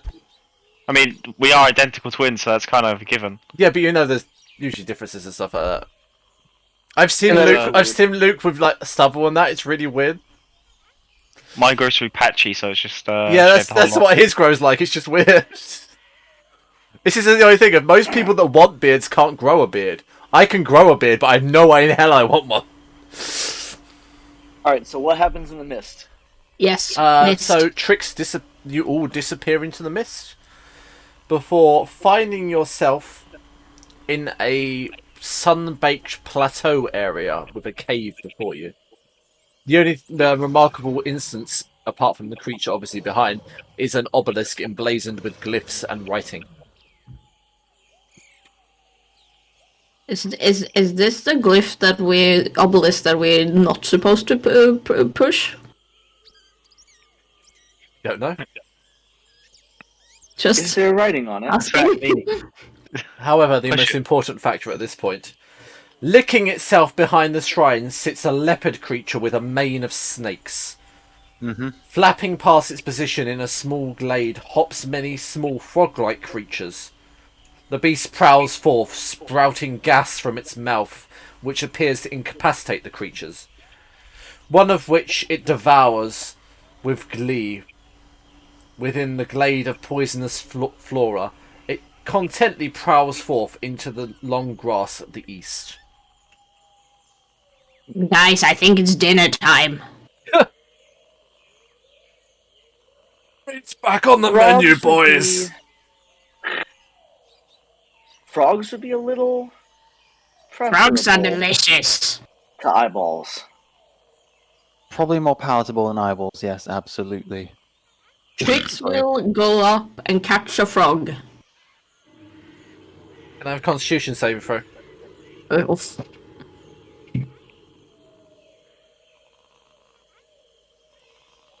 $16. You say, but you believe every plant in this glade is noxious and poisonous in some manner. Guys, don't touch anything. I'll go as close as I can without, coming near where I believe these noxious, poisonous plants could reach me, I guess. Try to avoid them. Yeah, and I think I'll mage hand the frog. Acrobatics. To avoid the plants. Oh, hell yeah. Do we have what does exhaustion actually do? Like level 1 exhaustion? At 1 point, nothing really. Okay. 16. Disadvantage on No, it's a not even couple of that. checks. No, I don't think it's even that. I think it is. Oh yeah, he's right. Disadvantage on ability checks. Because I was looking at it, I was like, ability what checks. That's it. There we go. There's different variants, Oh. I know, because some is like half your speed instantly. Yeah, that's level 2. 6 is death, so that's nice. Alright, 16. Okay, you managed to avoid the poisonous plants. You're going to try and mage hand what? A frog. I guess I sort of missed what you said. What was the creature that it chose to eat? Frog. Yeah, okay, I'll frog. You have a frog in your mage hand. I bring the frog to me. Indeed you do. It still squirms and slivers and moves. Yeah. I'm not 100% sure I want croaking to touch it. hideously. There's a hideous cacophony of croaking. Yeah, I'm not 100% sure I want to touch it with my hand because I know frogs here in Chult have a tendency to being drugs. Hallucinogenic? Only when you lick them. Yeah, but the problem is that I'm having to put it in my mouth as well. Oh yeah. That's just about the same thing. You will see tricks You know like what I'll bite do? off a frog's head. You Pardon? know what I'll do? Just that. Yeah, like I'm going to cook this frog. Because in my offhand, I'm holding my staff of fire, which at the top is constantly burning. And I'm going to just place the staff of fire under the frog that I'm holding with my telekinesis. And I'll use control flames to make the flame a little bit more intense to just char the frog quickly. You're gonna barbecue a frog. Yeah. Just char it so like the essence of essentially frog slime goes away. Meanwhile, So I Trix might- is just biting away at it. Yeah. Hank and Hattie? I would like to strike a frog with my whip, just to kill it, Okay, it falls limp and lifeless at your feet. and then can I wrap it in the whip and just cook it with the whip's fire? Like, Yeah, you can. You touch. Do you mean the chain? yeah, the chain. Yeah, that's it.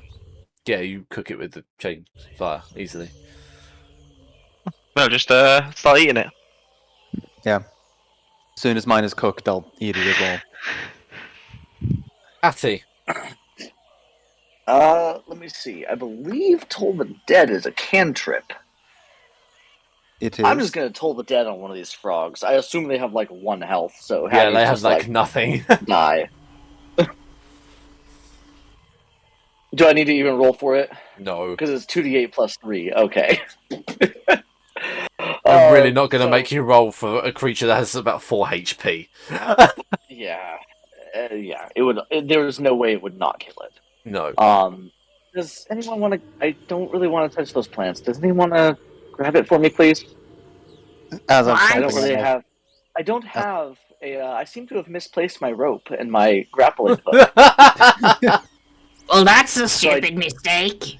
Well, Otherwise, I would've love gone, how Ida manages to do it with a fishing straight for face it. now. Too much practice. As But I Alice- You chomp on my shouldn't. You frog, should. You I'll- should. Clearly, you shouldn't have misplaced your rope. I know. I'll have to get another one when we get out of here. as I That's a chomp on wise my- idea. As I jump on my Okay, Adam. as I jump on my frog, I'll just mage hand the dead frog over to Hattie. Thank you. I was actually going to ask if you would cook it for me as well. it like midway through the transit, it just like turns back, and it comes don't- over the fire for a bit until it's like slightly charred as well, and then goes back to you. You had a good idea. Thank you. Tastes And like, Hattie's gonna it eat tastes Oh, like keep in mind- wonderfully keep in smoked mind, chicken. Keep in mind, a Romanar's mage hand isn't actually mage hand. I have the feet telekinetic, so it's actually just you don't see a spectral hand picking things up. You literally just see it just like flying across. I don't think we see. Do we see Mage Hand anyway? Yeah, you You can can see physically it. see a manifestation of it, yeah. Okay. But since I have mage hand because it's telekinesis, it's actually invisible. Like one of my favourite things that in Strahd, the mage hand is skeletal. Because every spell has a different appearance in Strahd. Nice. It's amazing. What Not do that you know that now, Mark. I don't know. No, I know nothing. What did you just roll sleight of hand for? Huh? It Why just came can up. why can you see that and none of us? It just said you rolled a sleight of hand and you rolled an 11. What did you try and steal? Since you rolled an 11, a Romanar would have noticed it.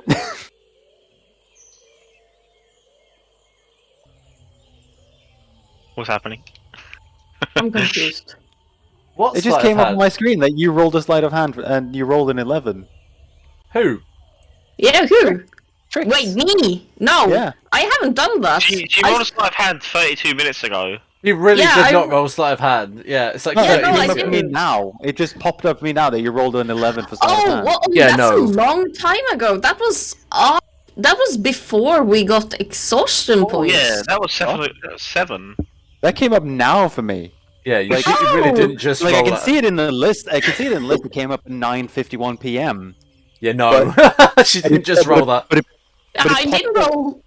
yeah, but it popped up on my screen just like someone rolled, and I'm like, what the fuck? I thought you said Alex rolled sleight of hand. Yeah, I and was thought, like, why oh, am I didn't rolling hear sleight of that. hand? I said Aina. Oh, I didn't hear that. Sorry. No, I didn't roll sleight of hand. But now that you say, do you have rope? Waiting for it. No! Do you know where it is? In her inventory. Don't you have rope either? No, What 'cause you kind of have it. party members do I have that just keeps misplacing the ropes? So I'm presuming you're all going to eat the frog and move into the tall grass. Yes. Yes. Yes. That's actually an interesting point, Alex. When I looked into her eyes, I didn't see any visions of her stealing rope, did I? Roll insight.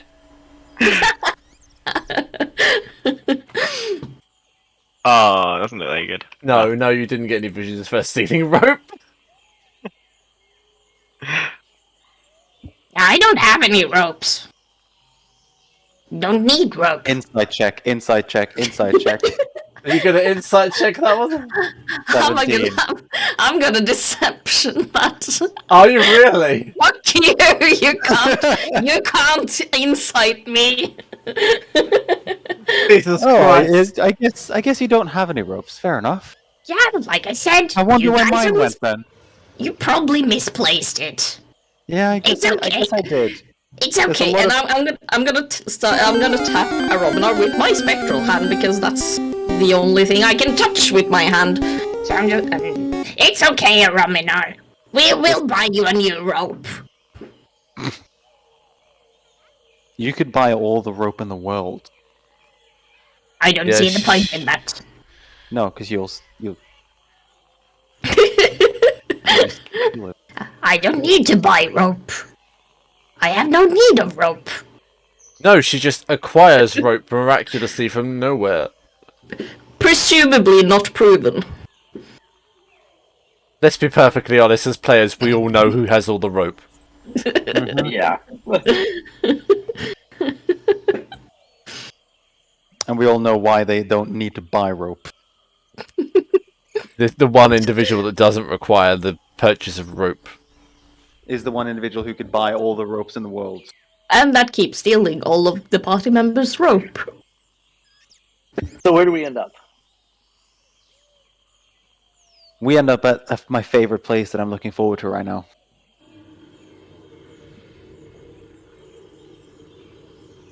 But I was looking for something and I can't find it now. Did you Didn't, misplace your rope as well? I did not misplay for my rope. Didn't a Trix rope shipment come up in Spelljammer last game?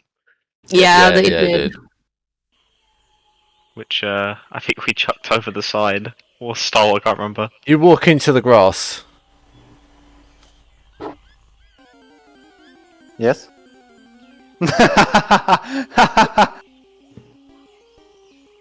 What just happened? You We walked, are you about walked to roll into tall initiative. grass. Oh, Should why we is it roll coming it? from my computer? Is that? Oh, It's coming wow, from roll I forgot I 20. had D20. It's roll 20. going. But that's really loud. That's very loud. Oh, how Yeah. the fuck do I kill it? I just saw. There You we go. can't. Only I can kill it. I think you can mute it though. You Okay, can turn. so initiative rolls, you said. No. Okay. Why? You walked into tall grass. How could I not use? I've been dying to use that in some instance. Somehow. Is That's this the pretty point where we roll initiative and start combat? No, it's not. It's okay. Okay. We need to. Wild We need to. Pidgey We need to appeared. catch. What we need is we need to catch the Kamadan. Yeah, and train it as one of your own. Nobody's actually tried to recruit or like tame a creature, despite the fact it's one of your party quests. Oh, is it? Yes. Roderick. The only creature I Does recruited. Roderick really count? I recruited Roderick, and you killed him. I Roderick didn't kill counts. him. Papa Nana Papu killed him. Papa Nano. Papa Nanu, yes. Wrong way round. Strike that, reverse it. Nana Papu. Papa Nanu. Well, What's that for, Travis? Why are you looking at me like that for? I mean, I mean it's slightly erotic, but why are you looking at me like that for? Would you... We've been in my face-to-face game. We've been collecting pets. We were about to tame an owlbear. Would you like a parrot called Zazu? In my defense, I have a lot of pets, so...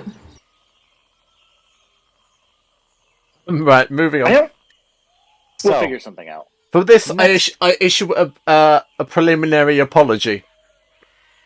Aina. Just before the shrine stands a snail with many tentacled eye stalks.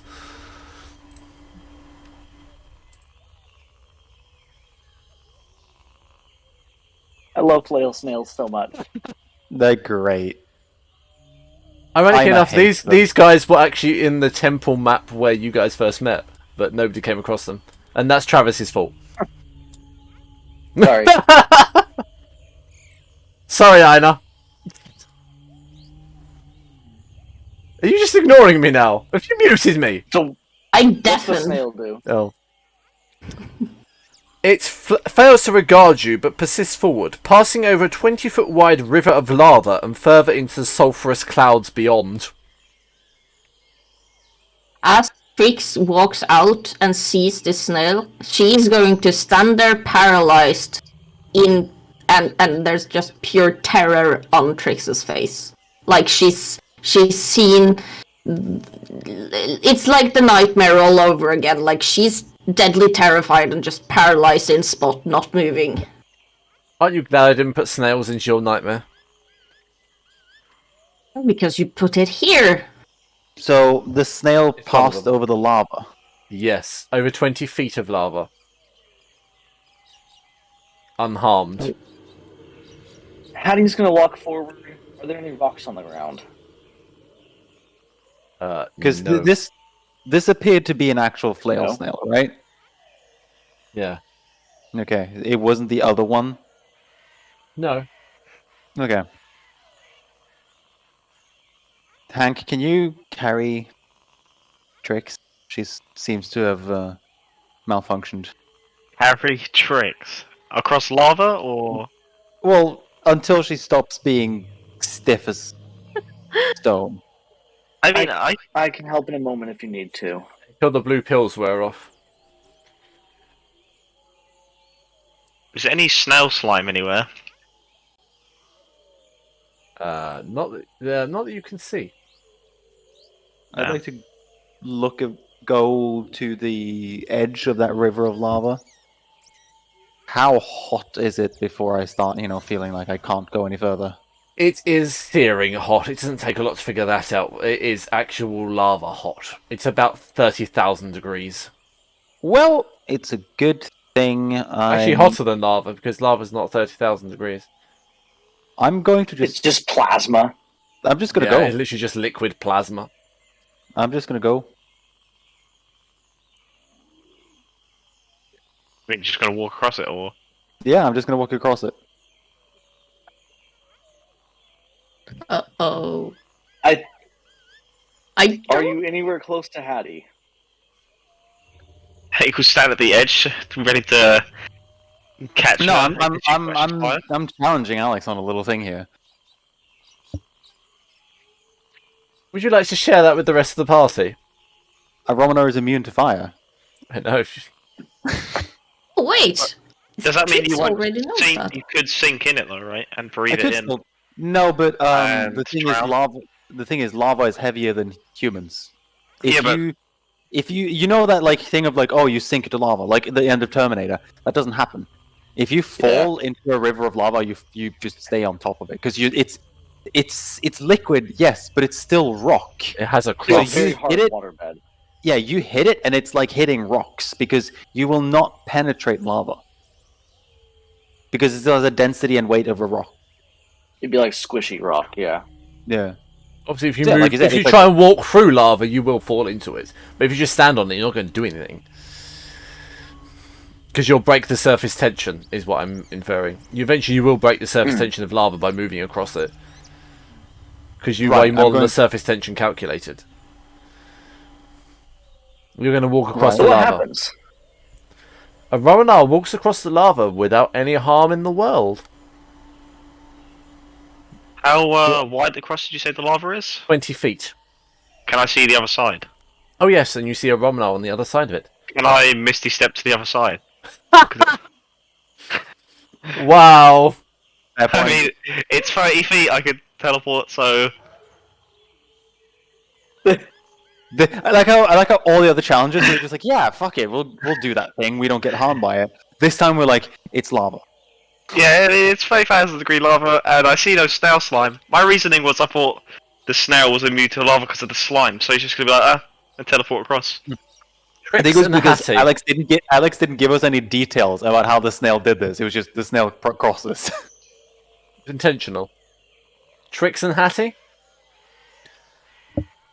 I asked this before, but I didn't quite remember the answer. Are there any small rocks on the ground?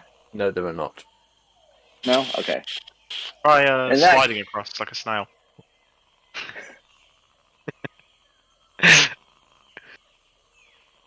Trix? Ina! Yeah, it's snails! The snail's gone. Still a big flaming snake. Also, didn't Hank carry Aina? Yeah. I don't think you can Oh. carry them when you misty step, right? Oh, so you Yeah. just poof, and Aina just drops to the floor. Yeah, she'd just be left there. Well, that would probably have wakened me up, like the fall damage. So, Oh yeah, because you're already like. do you have any? Hank is a big man. Aina's a small gnome. Do you have any way of getting across, Hattie? I know what Ina's gonna fucking do. I have some ideas, but let's. What do you have in mind? Well, it's pretty easy, but I'm curious about your way. Maybe it's funnier. I know you're going to boop. Don't you Maybe. have teleportation? Maybe. So Right. Hattie is going to begrudgingly take out because I believe she still has the grappling hook, right? She does. She has the hook, but no rope. Yeah, you have Okay. the hook, no rope. So she's going to take the grappling hook out, and she's going to look where the snail was crossing, and she's going to gently toss the grappling hook a few feet out just to see if it hits the lava and starts to glow red hot and burn, or if it lands flat and stays there. The grappling hook melts instantly. That's about what I thought would happen. Whew. What's your idea, Trix? Because I'm out of them. That was it. I'm out. Hank will gesture on his palm about crawling along like a snail. He'll use like a finger to sort of gesture the movement of a snail. Just crawl along. I mean, that's bound to be it, right? I don't like that risk. I mean, hey, Rob and I could walk across. I think that's for a different reason. What reason would that be? I mean, Hank doesn't know you're immune to fire. I know Romana that's very will different. just start making just different fires just appear in her hands and just start like using control flames to just make like eruptions of flames just like come around her. Romanar Like, is a wizard. this is why. that Because deals with because fire. magic. A Romanar is cheating. Here in the Fire- wizard thing, he'll come back and be like, Hattie's a cleric. Why don't you pray to your god for help? And he'll sit down on the other side. Fire is sort of my jam. Yeah, Hank sits the other side. Well, where's your god now? Yeah, pray to your god for help. Oh, I hate this so much. Well, Alright, fine. You know what? I'm going to take that, and Hattie's going to grab her holy symbol and say a quick prayer to Bahamut for a blessing across the lava or a guidance on how to get across the lava. Bahamut will I look guess. into your mind and say, a leap of faith is all that is required.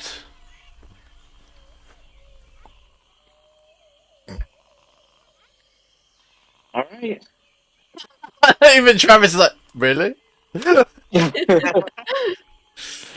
either you So- get across or instant death. Here goes nothing, and Hattie's just going to run. Acrobatics. Actually, let me use the digital dice. Which is Equal kinder to style. you right now. I don't know. Oh, acrobatic or athletics, you said, or acrobatics? Acrobatics. Acrobatics. Yay, that one has a +1. 17 plus 1, 18. Haha. Hattie manages to just about clear the lava. Literally falling on the banks on the other side of it, narrowly. I'll pick Hattie up as she lands. I should have cast Bless on myself first. Yeah, you really should have done. Yeah, that was a gamble. Yep. The only person on the other side is Trix. Got a feeling I know what she's going to do. she's just gonna look at the other side and be like, approximately right there. And she's gonna vanish and disappear on the other side as she teleports. Yeah, saw that coming. Gonna be, I saw that coming. Of course. It's a game-breaking item. The only person who actually completed the challenge was Hattie. I actually think none of us did what No, intended. actually, a Romanar is the only person. Ah, Because you walked through the fire. yeah. But there was also no risk to me if I failed. Irrelevant. I would have just been swimming in lava. Okay, so next, is that the last one? As you No. walk through the mist and the clouds, once more, a small jungle glade greets you for the last potential time. A simian creature with ghoulish canine features hangs upside down from a vine-wrapped tree. He is a... Oh god, I forgot what they're called. A Sioux monster. Thank you.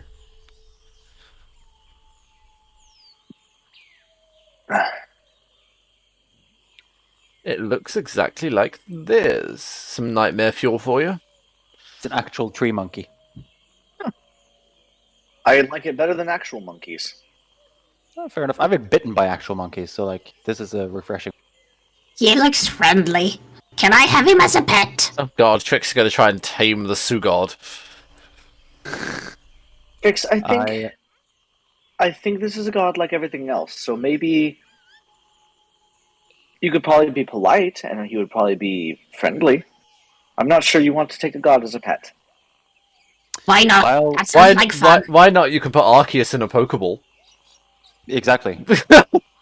Can I like, I don't know if taming is What's the an right Arceus and what's a word. Pokeball? I'll bow to it yet again. The creature, I don't know. noticing you, leaps down and grabs a passing snake from a nest below the tree on which it seems to reside. The creature stretches the serpent till the audible click of vertebrae is prevalent, then proceeds to hang the corpse over the tree branch before climbing higher out of sight. Hattie, this is your task. I want There was no eating to involved. eat a snake. This just feels mean, but these snakes probably aren't real anyway. You can probably take 2 and eat 1. Oh, Mm-hmm. that's an idea. Or when we get out of here, we can just have a snake barbecue and go fishing. Oh, but that's not That sounds fun.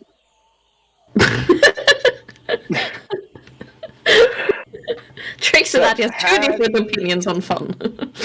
Right. So Hattie is going to, taking her cue, is going to attempt. You know what? She's just going to toll the dead on another snake. Trix is just going to grab one. Okay.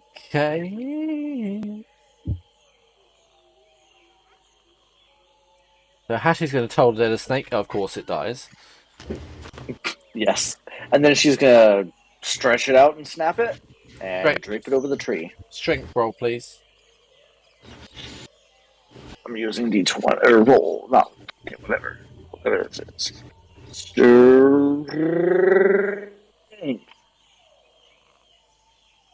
It's an 18. You managed to break the With a vertebrae of plus the 0. snake, hanging it over the tree. Damn.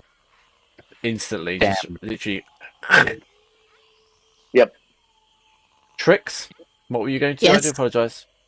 I'm just gonna pick a snake up and Oh yeah, FYI, Travis, Trix has ridiculous stats. I know, Oh, nature yeah, no, I check, remember. nature check. Animal handling. To grab the snake. it's only because you don't want me to use strength roll. No, because you're catching a live snake. You're literally catching Oh, a well, live that snake. too. Okay. You did not specify 19. that you were. Jeez. You You grabbed did a not live specify snake. that you were killing it somehow. Hmm? You did not specify that you were killing it some other how. Well, no, I said I would pick up one up and like. Strength. Now. This is where I fail. No, 20. You also break the vertebrae in a snake. Aromana and Hank, you have seen both of your comrades literally pick up live snakes and rip their spines apart. Hattie moves she killed hers first. Can I stomp on one that's like next to me? Like just stomp on its head, and then just do the same. Like put it in the tree. Yeah, you can stomp on its head. Unarmed attack, please. Sure. Let's go to. I just looked to Hank and I'm like, this is Press the cool. attack. It's less cruel in my mind than picking one up and just doing it straight away. I'm giving it an instant kill. You stamp Yeah, on the snake, shattering its skull. Then yeah, just stretch out its body and hang it over the tree. Strength.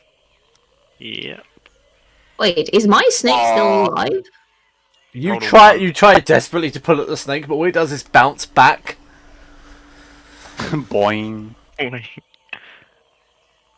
Aromana? I'll frostbite a snake. Okay. Wait, were we supposed to kill the snakes first? It seems more merciful that way. Yeah, Trix is the only one that hasn't killed the snake first. He just picks it up and gonna rip. Wait, so it's Does a 4 kill it? is, Actually, no. Does a 9 kill it? That was it, yes. is my snake still alive? Probably not Its now. body is still flailing somewhat in the tree. And what I'll To be do, fair, because snakes do that even if they're dead. a Romanon knows that she's very Not really weak, any way of- so instead of trying to just No. snap it the whole way across, she's going to go along the spine of the snake and crack each vertebrae with like her thumb. I'm going to allow you to make that a sleight of hand.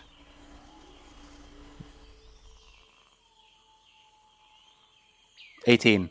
Yeah, you can break each vertebrae. Hank, would you like to He'll, attempt to stretch the snake once more? No. Sounds like a Feeling euphemism. exhausted, he'll hold it out like kind of like a Christmas cracker to someone else to take the other end. Who's going to Someone grab else, the other end? Who's going to grab the other end of Hank's snake? I'll grab it. And yeah, we'll just both just pull it. Both of you roll strength. I'm getting bad rolls today. What the hell? 11. Between you, you can break all the vertebrae in the snake. Oh, I did a save, not an actual roll. That was a mistake. Oopsie doopsie. Wait, Hank is probably just as strong as Trix. No, he's not. Yeah, Wait, he's a +5. I got a +5 in it. Oh yeah, you are just as strong actually. does he have a 20? Does Hank have a 20 in strength? Yeah. So you're equally strong Yeah. somehow. How does that feel, being as strong as a gnome? I'm presuming that you guys are going to also sling the snakes over the tree. Yes. And then move off into the tree. No. I believe we were climbing, weren't we? Yep, that which what the brings thing me did? which brings me to our next point. Athletics rolls, all of you to climb the tree. Can I use acrobatics? No. Shit. Oh, it sure would be handy if I had some rope. 18. Yeah, you should stop misplacing your rope. I should, shouldn't I? Everybody Yeah, but Am I the only one with negative in athletics? I have a 0. everybody but Hattie manages to climb the tree. Hattie finds it difficult to find a foothold and move through the tree with an exhaustion. Seems rather worn out at the bottom of the tree. Putting on her snake anybody else seems to have have a been rope? too much. Hank will lower his 50 foot of rope that he's been carrying the whole time. Which point Trix's eyes light up. Here, take the end, and I'll pull you up. Okay, good. It's a Hank- little, Hank's strength roll. Yeah. I'll assist. Oh, that's gonna be a bad one again. With advantage. With advantage. Okay. It's bad rolls today. What the hell? You need a hand with that rope. Roll again with advantage. Trix will aid you. Hey, what There's, is it there's to- no fear at the moment because at the moment Hattie is on the floor. So Shift click. Hang on. Yeah, you There can we also go. right click. Does that do both? a 14. Yeah, you can help pull Hattie up into the tree. thanks, Hank. That was, harder than it don't- should be. I'm a little tired right now. Same. Oh, Then he'll quickly stash the rope away. you're too late. I think. You find your rope is gone. But like, it's in my hand. But a I twin, think but a this crit. place just eats ropes. But she rolled a crit. You could have put that up your ass, and you wouldn't have noticed that she stole it. I think this place just eats ropes. We'll get you another one, Hank. Thank I don't you. think it is rope. I have reason to suspect someone amongst us is stealing them. I actually think it's Hattie. It could have been Hattie. She was climbing up the tree, so that means it's one of you two, and he'll point to a Romanara and Trix. I don't have any rope. Rope. Yeah, so you might need some, huh? And it says it with such glee. Yeah, Romana will just open her pack and just be like, "Do you see any rope in here?" Well, that only leaves one, and I mean, it's pretty obvious now to Hank who might have to open your pack, Trix. You know. I don't have any rope. Trix opens her pack. You find no rope inside it. Did she have a hole? Was that the other campaign? It's in a jacket, No, but you it's don't know the it's there. jacket. No, because she's sleeping it, so we know there's the hole in the jacket. Actually, she was bragging about it like... Yeah, she was bragging about it. We know there's a hole in that jacket. I To would have reach into said- Trix's hole. I would like to rummage around in Trix's hole. I will resist this. I feel Wow, violated. wow, that's a first, I know. Hold on. Hold on. Alexa, set RGB red.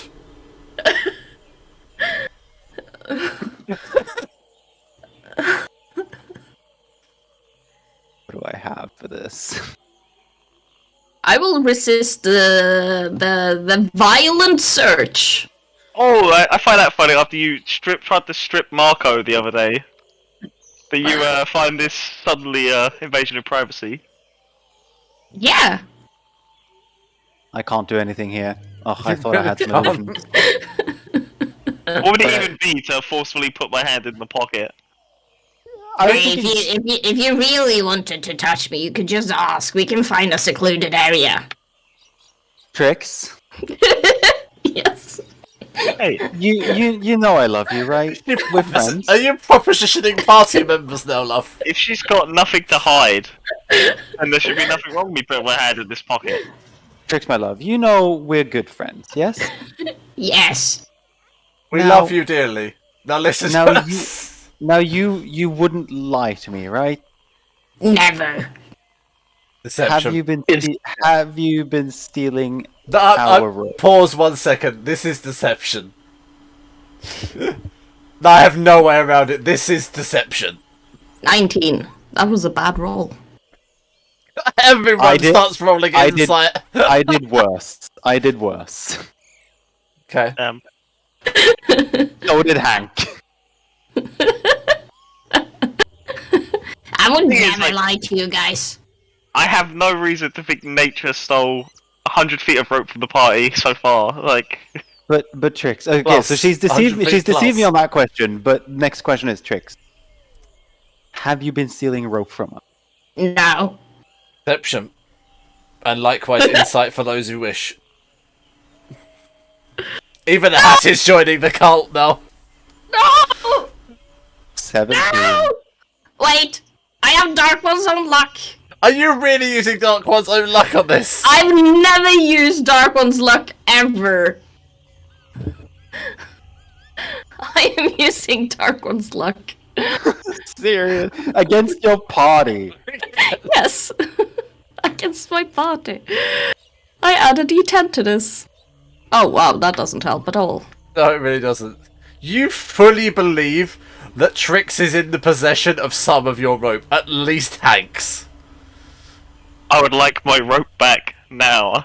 No, I don't have your rope. You are lying. Yeah, No.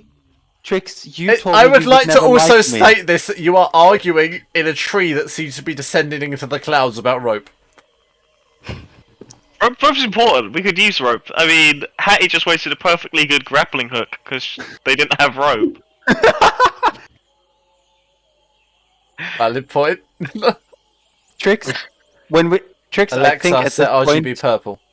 I think at this point it's crucial that we keep climbing, but you have some ropes to return. I don't have any rope. But I'll keep climbing. And Trix will like leave the conversation, keep climbing on Aromno's suggestion.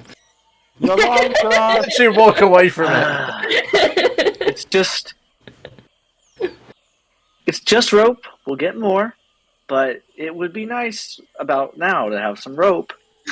And Hattie's gonna, I guess, continue climbing. Yeah.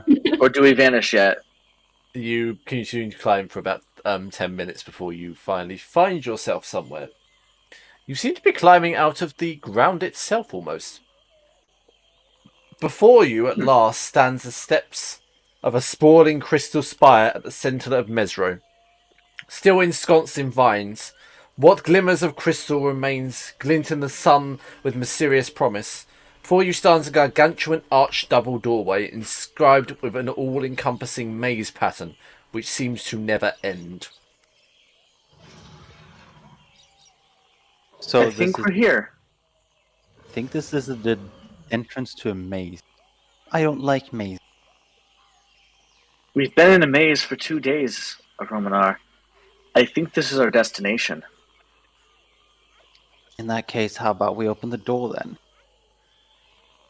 I'm with And you I'll there. see if I'm right. At which point, as DM, I call a 5-minute break. Alexa, 5-minute timer. Yeetus 5 fetus minutes. deleted. Starting now. Fetus, fetus, deleted. Is that what you did, Ariel? About that, yeah.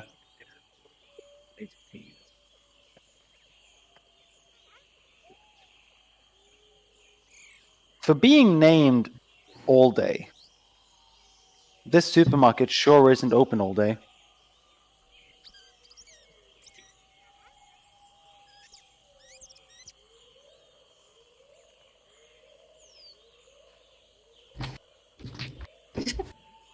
Lol.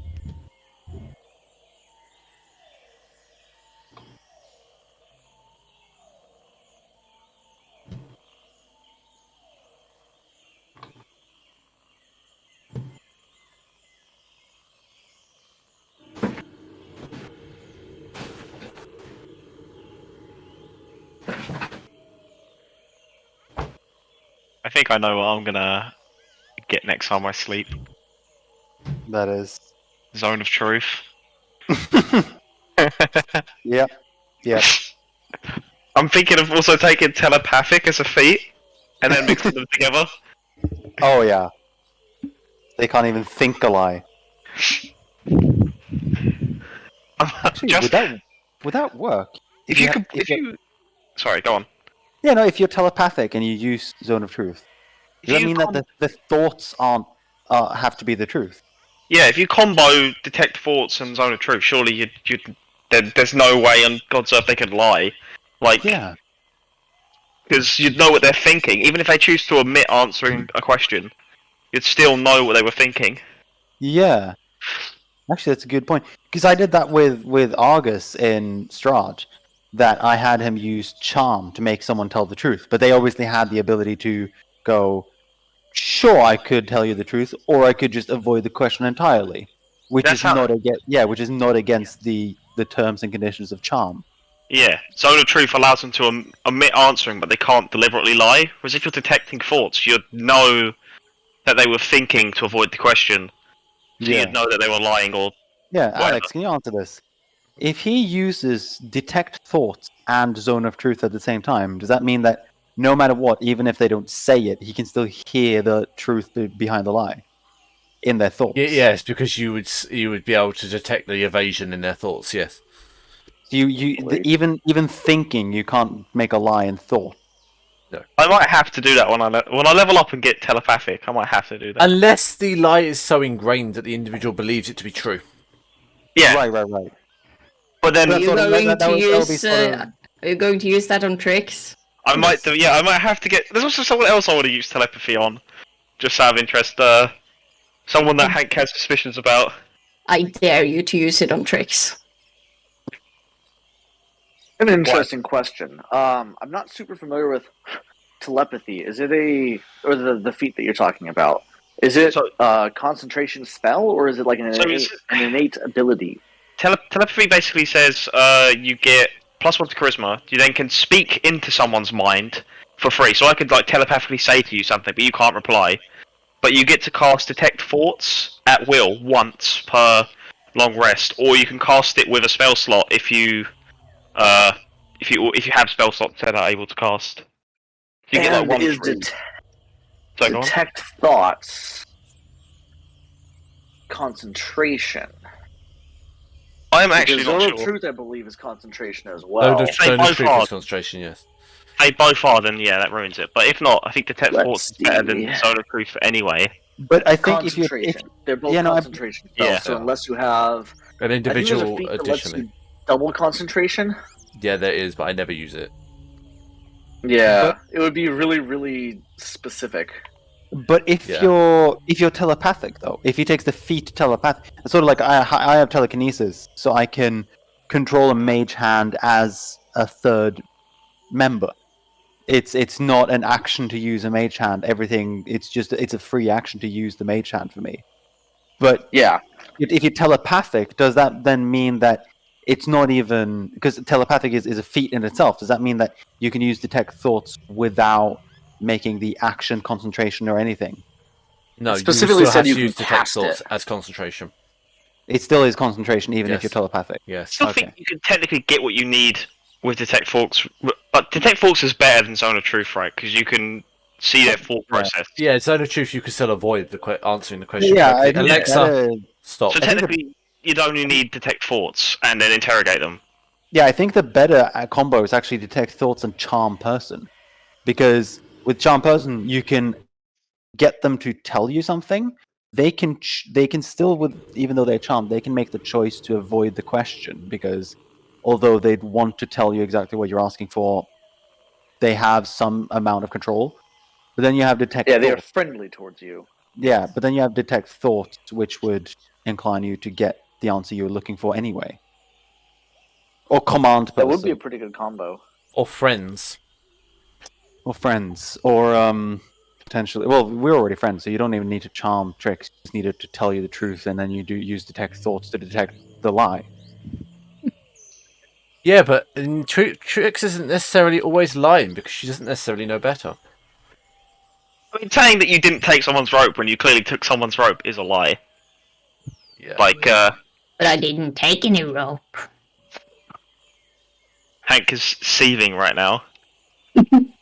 I think we are all suspicious at this point. Oh, we know she's lied, right, about taking my rope at least. Yeah, she's managed to get away with lying a lot up until I said, "Have you taken our ropes?" And we all actually managed to tell that she was lying. So I Actually, already know Patty she's... didn't, but the two of us did. I know she's Yeah. not this nice, innocent... But I don't have the rope. I don't have She's any just- rope. In desperate air quotes, not evil. Very desperate air quotes. This has come up in a previous conversation as well. Is Trix evil or not? I would say so. I mean, Yeah, your brother agrees with you, I think. didn't you kill his other character? Yeah, Yes. she killed Edmore. That's evil, like straight up. Like it's what Alex says. It's Like not as black and even- white as that, though. I no, mean, I because don't know the details, but I know she knows that she killed him. That's all I know. So no, like I killed all my previous party members. Yes, I did. But like it's not like I didn't do But it. in Trix's for head, she nothing. killed them to maintain the truth, to prevent a greater evil. Yeah, so I did it because they were jeopardizing something worse to come from happening. They were jeopardizing your cover, which your cover was the aim to prevent Tiamat's return. So therefore, the ends justifies the means in Trix's head. Yes. I mean, Not in a way, that's necessarily pretty in much- anyone's head, but in Trix's head, she was in the right. But I mean, this Very comes back gray to that. morality. Yeah. This comes It back is- to that. This comes back to that whole discussion that Hank and Hattie had with the Roman Iron Tricks, where it's like, Yeah. when you look at it on the surface, both the Roman Iron Tricks have done horrible things. The thing is, it's always been because they have fully believed they were right and they were fighting for something larger than that exact moment. So is Hank. Yes. I think Hank So kind is of looks at Hattie. it in a in a systemic point of view. So if the Like- consequences were truly good, No, then Like, like, we had this conversation in the RP chat that like Romanar respects Hank for what he did. She's intimidated by him because obviously a vigilante going around murdering pretty much anyone who's done anything wrong is an intimidating thing. But she also knows that he's doing what he believes is right, and he's doing what's needed to be done to. It's vigilantism, and she's not opposed to vigilantism because she technically kind of is one herself, just in a wizard sense of it, not a paladin, vengeful paladin sense of it. Oh, pick the green one. Pick the green one. Pick the green one. Yes. Nice. What are you It picking, says Travis? pick the green one, so I think the green one. Pick the green one. Oh. See, night mode, Trichinopia does not look green to me. It was a green can and a red can. I prefer the red monster ultra. I think it's better. Legitimately does not look green to me. See, that looks Oh, blue I to me right now. I don't haven't like tasted Monster. any of them. I just like the color green. I don't They're like both pretty Monster. good. The green and the red one are both really good. Different, but good. Needs to be Like- addicted to the red one. Just like clarify, since we were just talking about it, like Trix's alignment is not evil. It's not her original alignment. I can say as much. She was originally chaotic good. It's not that anymore, but she's not evil. That's all I will say something about now. it. But like, just for like, since I know Audun knows it because we talked about it, but you guys probably don't know. But like, Trix is not evil in alignment. but she's weird. She's evil because of larger things at play, but not by her choice. Exactly. So So I'll put it this way, just because alignment isn't something that characters would discuss, because Romana wouldn't go around saying I am this and this, but I could say as much no, as like Romana's alignment is chaotic, and you would understand that anyway. But the reason it's chaotic is not because she's like crazy; it's because her alignment goes whichever way benefits her and benefits her goals and means. It's not like true neutral, right? Yeah, exactly, kind of. Or And chaotic neutral. I'm going chaotic because, in the Yeah. end, the way I'm sort of looking at it is that Romana's good, the way I see it, but she's doing things for sort of selfish reasons, which is, revenge, essentially. She wants to become more powerful out of spite, essentially, which in my book isn't a good thing to do, and it's a selfish thing to do. But she's doing good things along the way because she wants to become stronger to protect the people she failed to protect, and in that vein, she essentially becomes the protector of everyone. Yeah. Well, what I'm saying is Hank would probably turn to Trix and be like, if we was back in Baldur's Gate, I would have had your hand for that thief. And then he would have kept climbing up the tree, because petty theft would be a hand. Trix is just gonna murmur, "Yeah, like we've never met before." What do you mean by that? Well, you wouldn't have heard that because she was murmuring to herself. So you Can wouldn't I, have heard that. can I roll to hear it, Alex? Hand perception. I bet this will be a level like 1. Oh wow. You did hear that. Most clearly. What do you mean by that, Trix? We never met Nothing. before. Nothing. Hmm. Keep climbing before I lose my foothold here.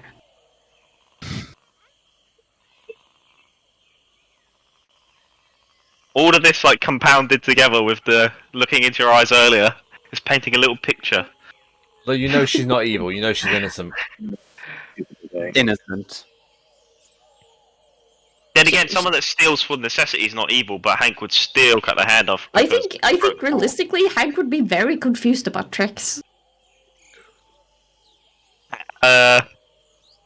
Confused as to why you might steal his rope, possibly. Like, what do you gain from that other than 50 feet of rope? But Have my reasons.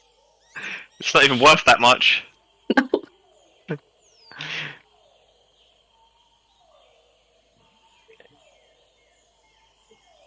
So, what do we see when we open these doors? Are you going to open the doors? Is my first question to you. I think Hattie and Romana are going to open them because I think they established that. Together? Hattie's pretty confident where this is. Yeah, Romana will say together and put one hand on one door. Absolutely.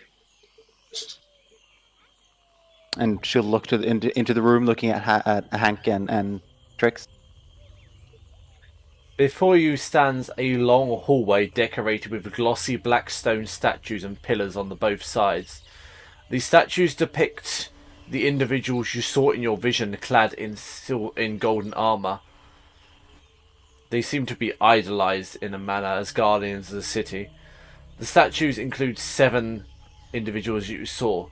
Some of the statues include a woman dancing while engulfed in flames, a boy surrounded by raptors flying in the clouds, an old man with an anvil and a hammer, a thin woman racing a jaguar. One of the statues appears to have been destroyed and is missing.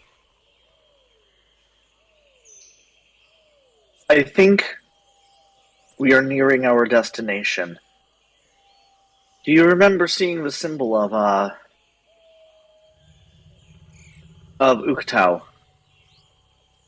The yellowish-brown wooden parts of the temple appear to emanate an inner glow from inside, although it is incredibly dim.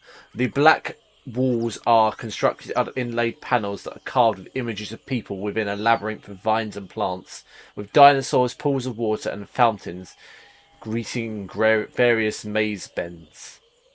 It ended in a black archway and a magical gate. Do I feel... Sorry. this energy rippling the weed.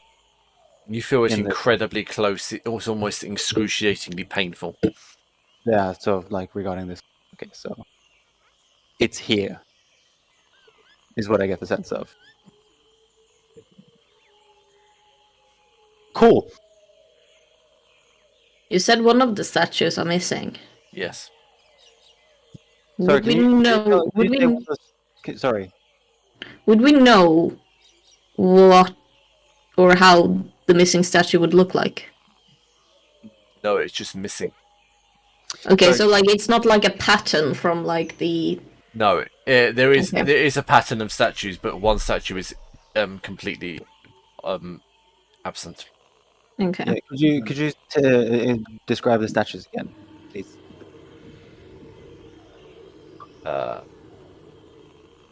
Let me just double check what they look like because I don't want to get this wrong because it's an important part of chult lore.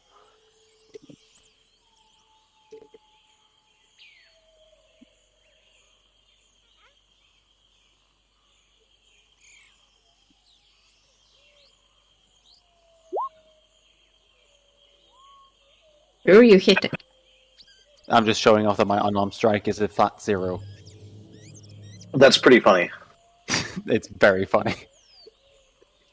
Because it's supposed to be a 1 plus your strength modifier. Oh no.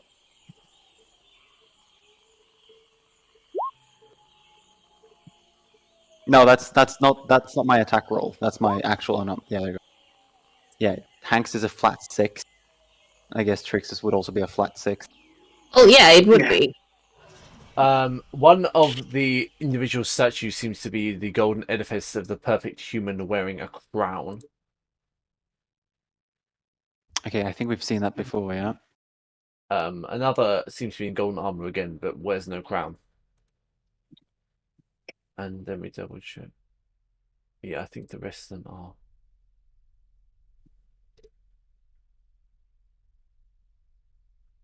Yeah, the rest are a mixture of male and female humans, none of which wear the crown apart from one.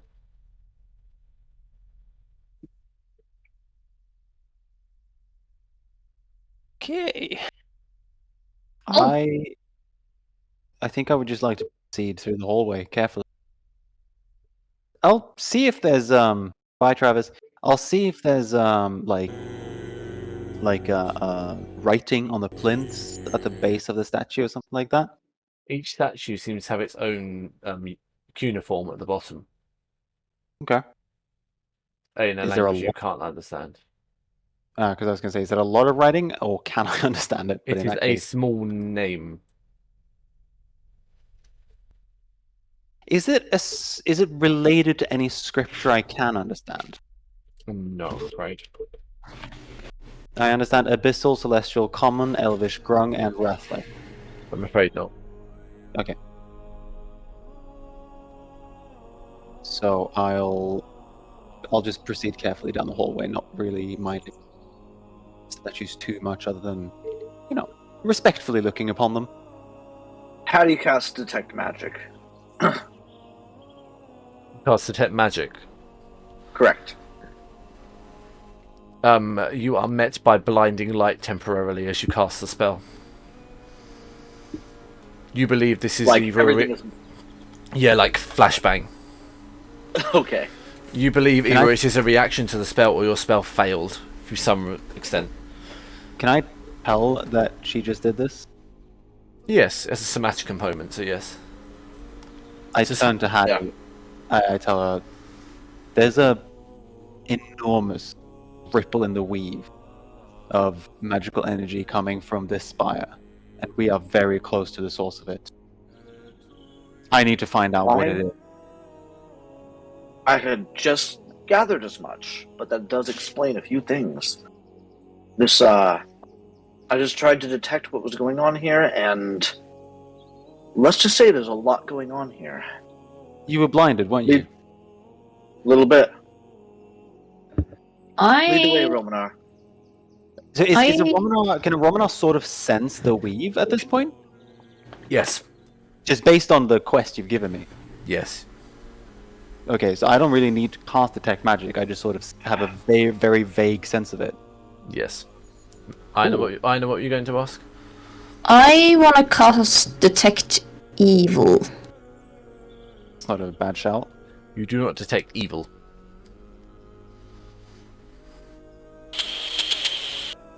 Hello, Travis. Okay. Mark, Hello, I'm back. But I can discern its direct. No, that's if it's evil. Never mind.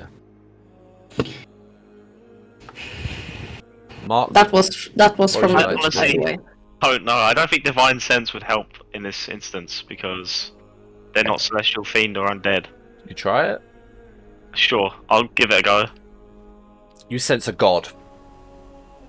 Do I know where it is, or Further into the chamber. and do I know if it's good or not? It says I can detect if it's good or evil.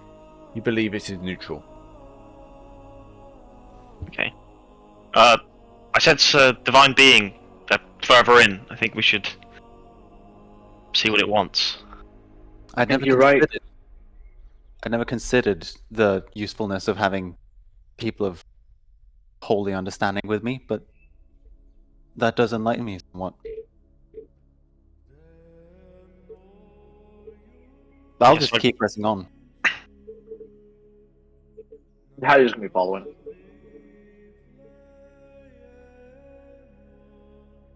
Okay. Before you stand a swirling of vortex. The only other entrance behind you a door. Before you stands a colossal portal. Ancient in make and power. You do not know where it leads. There is no way to look outside here, right? This is a dark chamber, you cannot see anything past it. Is this...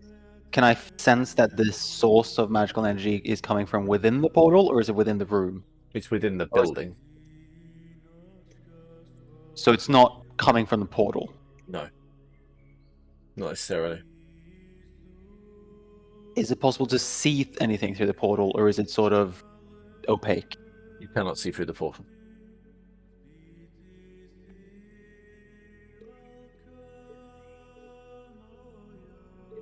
Hmm. Hmm. Who wants to take that leap of faith? I'll walk through the portal. Because disappears through the portal.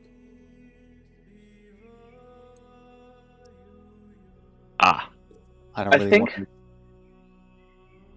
Hattie is going to just kind of sit down on the ground for a moment and say a quick prayer. Bahamut, is what we seek through the portal or elsewhere here? Ahmet will answer you, you seek many things.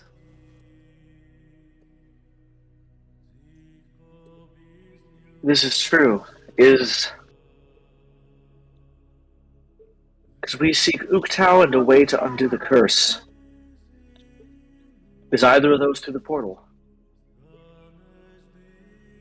Clues to both lie through the portal. Could you repeat that for me? Clues to both lie through the portal. Yet this is not what you believe so to be so.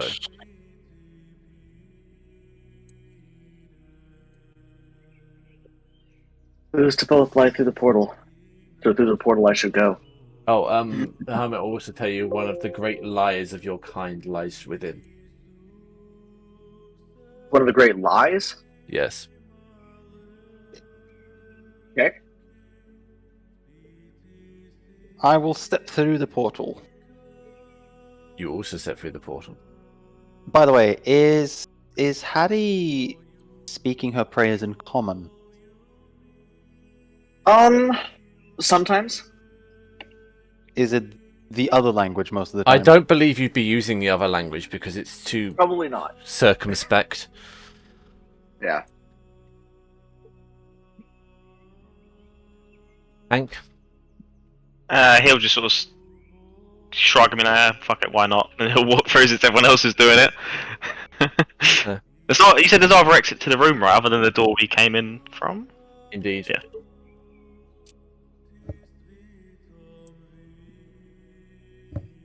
Hattie? Oh yeah, no, I already said that she was going through. Oh, sorry, I didn't hear that. Oh, no worries. Oh, I've stepped through.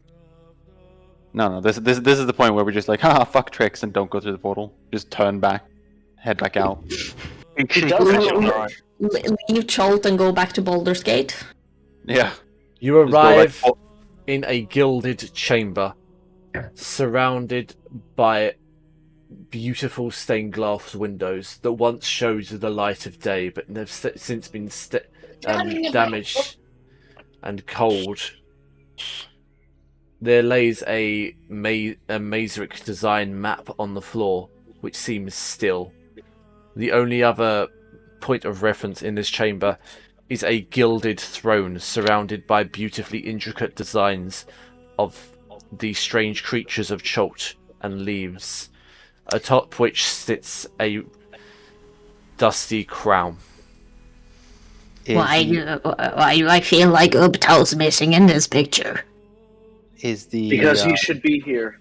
Yeah. Is the He is architecture missing. is the architecture similar to the shrines to Ubtal? The architecture is somewhat different and more luxurious, almost as if this chamber was intended for royalty. Well, who wants to be the new Ubtal? Here we go. Roman, since you investigated the statues, can I have a history check? Yes, absolutely. 13. This is identical to the crown you saw among the statues.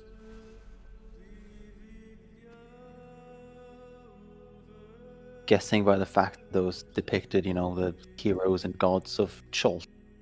Guess crown of another god. I say this a lot. I'm guessing this is much like the statues depicted heroes and gods of Chult. This crown belongs on a god's head. I'm not one of those. Does anyone want to try the crown? Hank, you seem godlike. Thanks for the compliment, but I don't usually fuck around with magic divine objects like this. I think it's probably for something in the room. Hattie, you don't even need to roll to know this. You know this crown is a divine object, and it holds a lot of power if you are meant to wear it. Can Hattie get any sense of who it's meant for, or what it's? She knows it's a clue of some kind because you're kind of reaching out religiously almost. There. Yes. Religion check, please. Yay! What was it? A 9. You don't need a lot for this one. The crown is meant for Marco. Rip. Okay. Well, is he NPCing with us, or is he just not here today? Like, at all? He's not here at all. How are you playing this? Okay. He's just not here at all. The crown is meant for Marco. Okay. I will. The only other remarkable thing in this room is a beautiful stained glass door behind the throne. By the way. I feel like this crown is meant for Marco. This feels right. In that case, I'll very carefully put one hand on the crown. You get a vision. You get a vision of all party members surrounding the walls of Mesro, fighting a war against the undead, surrounded by soldiers of your own making, each commanding an army to fight back the darkness. Whilst Marco rides a great emerald serpent above Mesro, assisting you. I fully grasp the crown and put it in my pack for use later. Also worth noting that below you, a man bearing a bird of ice fights alongside you. Oh!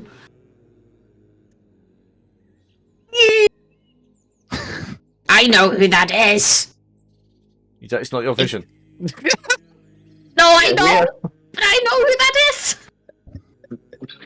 I turn to the party and, not necessarily giving away the whole vision, I tell them, yeah, there's a war coming. Romanar, can I have an insight check on yourself, please? On myself. 23. How well do you know yourself? You feel yourself commanding an army of Shadar-kai. But I'm not. Led by a general that bears your last name. But I'm not Drow. Let's have a question. What does Asmodeus / Ileana think of this divine crown that is within grasp? Ileana is... Are you going to ask Ileana? Yeah, I will. She will tell you it predates Mesro. And it's not evil, it just belongs to this place. It belongs to the last king of Mesro. Hey, if everyone's touching the ground, I want to touch it too. Yeah, I didn't say I was touching it. I'm just looking at it. The only Never person, mind. Reaching up the only religiously person to who's touched, the only person who's touched it is me, and I just put it in my pack from Oh, Mark. sorry, I thought Mark touched the ground, or Hank touched the ground. Did you say you're putting it in your pack? Yeah, just when Marco returns, he will get it. You find yourself unable to move. The weight of the crown itself prevents movement. Far Nice. from physical weight, it seems spiritually heavy. Roman, Guys. I think that is not meant to leave this room, except for atop the one who is meant for it. Okay. Strange. He's not here. Yeah, when We'll- did we lose him? Did he even come with us in here? Okay, actually, out of character. What is the explanation for Marco not being here? He just stayed outside the Nightmare Tower. Or is he still dealing with his nightmares? Marco has gone to search for Artus.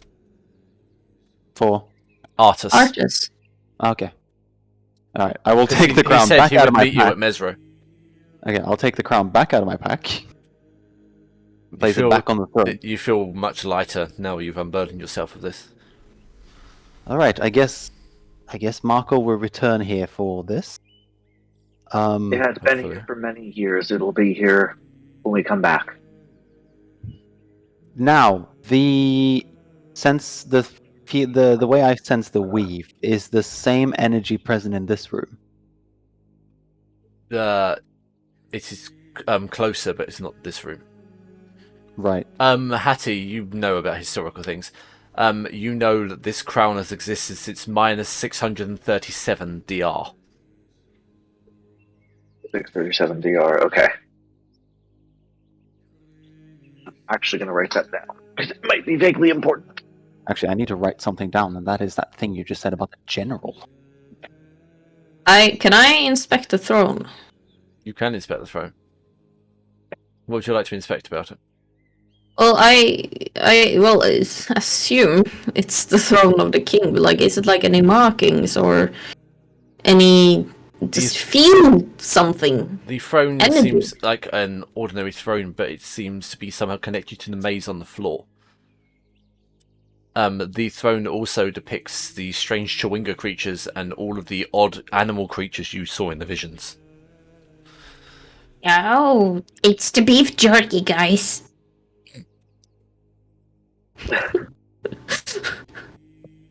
Well, Well, this gonna is... take a... Oh, go ahead. No, you go first. I was just going to make a comment. Hattie's going to take a few minutes to study the maze on the floor, just in case they are walking into a maze. Investigation. Or history, it's your call. I will do history. Well, Another one. I was a gonna... bunch of fours. I can do investigation on the floor since I am seeing it from the throne and seemingly has connection. So, in case we do need to encounter it. Hattie is going to take a few minutes to sketch it out, actually, in her notebook. Never mind. Okay. 12. Well, that's something. Oh, it's easy. As Hattie is sketching out in the notebook, the maze is of Mesro. Okay. Seems to be a perfect map of Mesro. Well, now we'll have a makeshift map. As it was. Yeah. I thought Makeshift, it may that not be was accurate still. obligatory, but I have to tell you that anyway. Fair enough. It's better than no map. You said it was a door. Is the door open? The door is closed, but you can see light through it. You can I actually open the door? see teal light through it. Can I open the door? The doors creak open before you find yourself once again facing a magical portal. Guys, I found a portal. Above the magical portal, there is a singular ruin of a hand with one finger pointing out. Have I seen this symbol before? Or rune? Sorry, I was writing. Did we go through the door? No, I Trix just opened the door. Okay. But yeah, have I seen it before? You can roll. No, you can't actually. No, you have not seen it before. Okay. But yeah, there's a weird portal here. Weird things. Does Hattie know what the symbol is, or has she seen it before? You can roll a religion check. You have seen it before as well. Once. Okay. Is there any way I can tell if we're still... That's 16. You saw this symbol inside the dark chamber when you woke up from your nightmare. It's the same symbol that was born on the ruin in the orb. Ah. Is there any I way don't I know can what this- tell... Sorry. Go ahead. Is there any way I can tell if we are still on Toril or even on the material plane? Attempt an Arcana. But to I be will very attempt high. an Arcana. Attempt an arcana would need to be high. Planar magic, Oh. it's not arcane magic. 31. You believe you are still on Toril. Okay. Now. Hank? Wow. I don't know. Still very magical, and it's not really Hank's ballpark, is it? Yeah, I think Hank would be staring lustfully at the crown, to be honest. That'd be something he'd probably be doing. Yeah, wanting the power almost. No, it's not so much the crown itself, but in his head he'd be thinking, could I trade this for my family back? You know, is this something... Yeah, what's Some it other worth being- kind of thing. Yeah. He'd be looking at it like, I don't think it's a good idea to put on or to even take that crown, Hank. Oh. I mean, you would know it's just his head, he's just looking at it like, Yeah. Oh, I don't know what he's doing. I'm just noticing that he's staring at the crown, and I'm thinking, what's the worst he could do? Probably try and steal it, Feel or it. put it on. Hank, why don't you come with us? Come on. Yeah, he'll follow on after. You will stand before this portal with the finger pointing outwards. Is there anything else in the room? No. The whole room is empty, apart from these things. I think we're meant to go through the portal. Don't ask me why I know. This is just a hunch. The portal Really? looks both newer and older than the buildings around you at the same time. I put a hand through and follow after, essentially. I just do sort of like testing the water with a hand, but like immediately following. Like, kind of thing. Yeah, If it starts to hurt, walk backwards. exactly. It's like you feel whatever your hand meets, and that gauges whatever is going to happen next. You feel the cold embrace of dust and timelessness on the other side. I'll continue through. Okay. Didn't hurt yet. Matrix, Trix, Hattie, and Hank. Yep. I'm just following after. Romanar, you also, because you are the one who investigated the rune, you recognise it as the rune that was in the dark chamber. Yeah, I figured. So my thought process as a Romanov would actually be maybe this is where we are meant to find. Rix? Have everyone gone through? Yes. Perfect. You're going to I try want to to steal go this back. crown. No. I'm not Or going to rope. steal the crown. I don't need the crown. I'm going to go back, but I'm going back to the crown. And I'm going to pick out my book. And I am going to bestow curse. So whoever wears it gets a minus for a penalty on attack rolls, saves, ability checks, and skill checks. Marco, next session when he comes, puts it on. Hold up. That's a big brain. That's It's two just a pounds. minor thing. That's Because 2 pounds like you. The crown rebuffs your effect and bestows it upon you. Wow. Way to break the fun. You're just there yelling at a crown in a room by yourself. Yeah, because none of us are there, so none of us know Yeah, that we're all knows it gone. happened. So you just did a dick move and got the karma for it, and now you're walking around with a curse. At some point, you're gonna have to go to a Romanov, like, hey, do you know how to break curses? Had he said this before, Yeah, but like the Marco, thing is, no one would know why I would need a curse breaking thing. Yeah, exactly. We're gonna be like, when did you get a curse? I've been around you for the past year. When the fuck did you get cursed? Seeing as this failed, she's gonna go through the portal. You, Like, You just a arrived bit- like a bit- 7 minutes a bit- later. yeah, yeah, like a bit- 7 minutes later, Strix emerges from the portal. Yeah, she's visibly begruntled, like. Grumpy. Yeah, she's very grumpy. You find yourself in a chamber with a vaulted crystal ceiling. This is clearly the top of the spire, but this is not the most remarkable thing. Surrounding the chamber are many beautiful stained glass windows radiating light. Clearly the vines have not reached this point, or something is holding them back. The air in the room itself seems heavy with dust, which seems to fall incredibly slowly. But the first thing that grabs your attention is an incredibly large hourglass in the centre of the room, dripping sand. The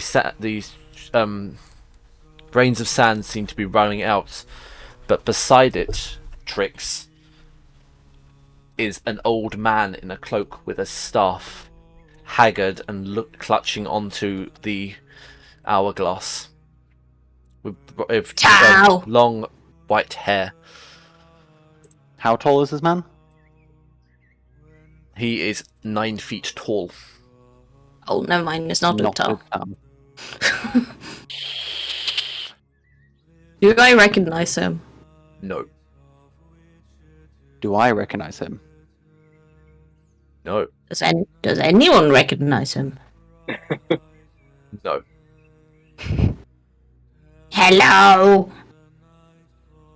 Hattie is going to walk forward just very formally and greet him.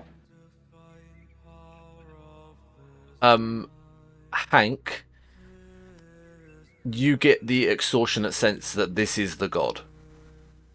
Ah, okay. I think Is anyone else approaching him, or are they just sort of standing when we came in? Well, Trix has already said hello to him, so. Yeah. I'll sort of whisper to the others. I think this is the god I was talking about earlier. Not exactly the I- form I thought one would take. What's the status of the weave for me? The weave is in turmoil, and this is a point of the weave which feels older than Mistra herself. Is the source of energy coming from this man? Yes. Trix, as you approach the individual, you say, "Thank God you have come. The hour grows late, and my power wanes." Who are you? The other one's saying that you're powerful. I was once. Who are you? I have gone by many names, but you will know me as Azuth. Doesn't ring any bells. I did not believe it would. I have been forgotten by history, I fear. Would I This know that is- name? From Yes. scholarly nature. Yes, you would. Azuth, right? Yeah. You know that Azuth Yeah. was the god of magic before Mistra. Yep, I do feel like I remember that. Oh yeah, I would 100%. Oh yeah, it's that guy. Yeah, I would 100% know that. Are you really Azuth? You remember in your head a story running through your head that you were told as a child. There was once a wizard who wanted power beyond all mortals' reach. Such stories always end poorly, but lucky for the wizard, the Lady of the Mysteries took a shrine to him and became his queen. She granted him power, such powers, until he was no longer a mere wizard, but a god in truth. A god dedicated to his lady and for all those who wore her crown. Are you truly Azuth? I was. And you were a servant of Mistra? A wizard become god? I forever serve my lady. But I fear my time grows short without help. Well, What do you need help with? There's no way I will deny the the cries of a servant of Mistra, the great being Azuth himself. Mesro survived only in this time. With Brear, the elements and the paragons of their kind. I have kept Mesro in a state of flux, and chult itself. I can no longer hold back the tide of the Night Serpent. I require help. Absolutely. What can we do? Take up the mantles of Brear and help me restore Mesro. For I fear what will happen without its influence. Where are these things? What things? You said pick up something. The mantle. I didn't hear. Okay, yeah, where's the mantle? A mantle's a title, dear. Oh. Didn't you say mantle? A mantle is a title. You see, are you saying a mantle or a mantle? The mantle. The mantle. MANTLE. Yeah, isn't that like just like a... It's an item, but it's also in this context is used to say the mantle is used to say the responsibility. Oh, well, never mind. Picking up a mantle is like picking up a quest. Oh, yeah, no, I thought it was like something on a mantle, like... No, not that kind of mantle. Okay, I understand what you never mind me. It can mean that, or it can also mean like the symbol of a country, but also like metaphorically as well. Yeah. So basically what he's saying that someone has to take the crown. Not the crown.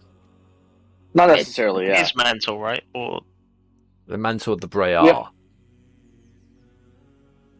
How do you know what the Brear is? Because I don't. No. Do any of you know what the Brear is as characters? I have no clue that is in person, so. Yeah, no, me neither. I think a Roman or Might would be the closest one. Oh, a Roman doesn't even know. Oh, never mind. How it's spelled? Are you spelling it? Alright, I will tell you the story.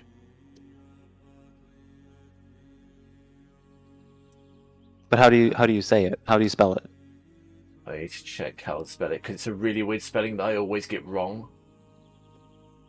Does he look like he's like dying or anything, or is he just? Yeah, he looking most definitely looked like he's dying. He's breathing his last and is ebbing away. I guess Hank will remark, I guess gods die too. And then, sort of just like, let the room go silent. They always say, without belief, we all die. Barae.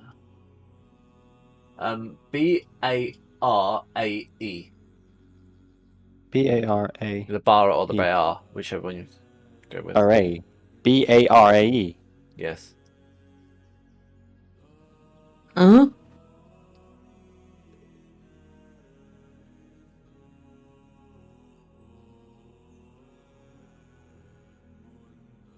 Oh, that's a title. Oh, right. They're like the paladins Yeah, of. yeah, the chosen of Uptau. Okay. Right. Okay, yeah, no, Bar. we would absolutely not know that. No. Yeah, none of us would know this, I think.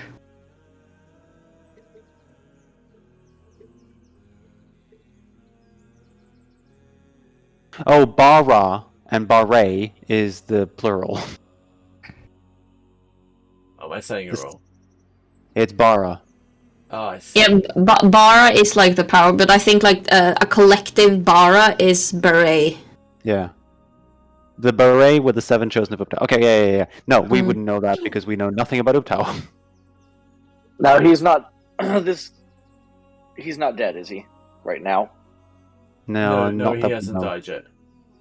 Okay, sir. How are we to pick up this mantle? What must we do?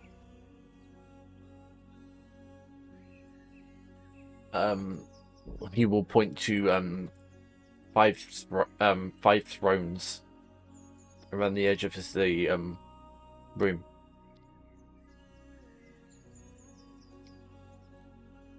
There's they are only 4 of us. I think we need. We need Marco. choir boy. I cast Boy, Summon boy. Marco. You can't cast summon Marco. It's not a thing. He will say, 4 of you will do for now, until the king returns. Wait, so we're just gonna sit here and wait for choir boy? Quiet We will boy. have to do what we can do. Yeah. Now, are the thrones in any way personalized, or are they just thrones generic, all of them? All 5 are identical, apart from the one in the center, which looks identical to the one in the previous room. I'll take the furthest left one and sit down in it. I think Hattie will take the furthest right. I'll take the right one. And I guess I'll take the left one then. So it's the order from left to right: wizard, paladin, monk, cleric. No, warlock, cleric. Weak guy, buff guy. Weak guy, buff guy, weak guy. Oh, well, weak guys make the buff guys look buffer, or whatever it is from the Simpsons movie.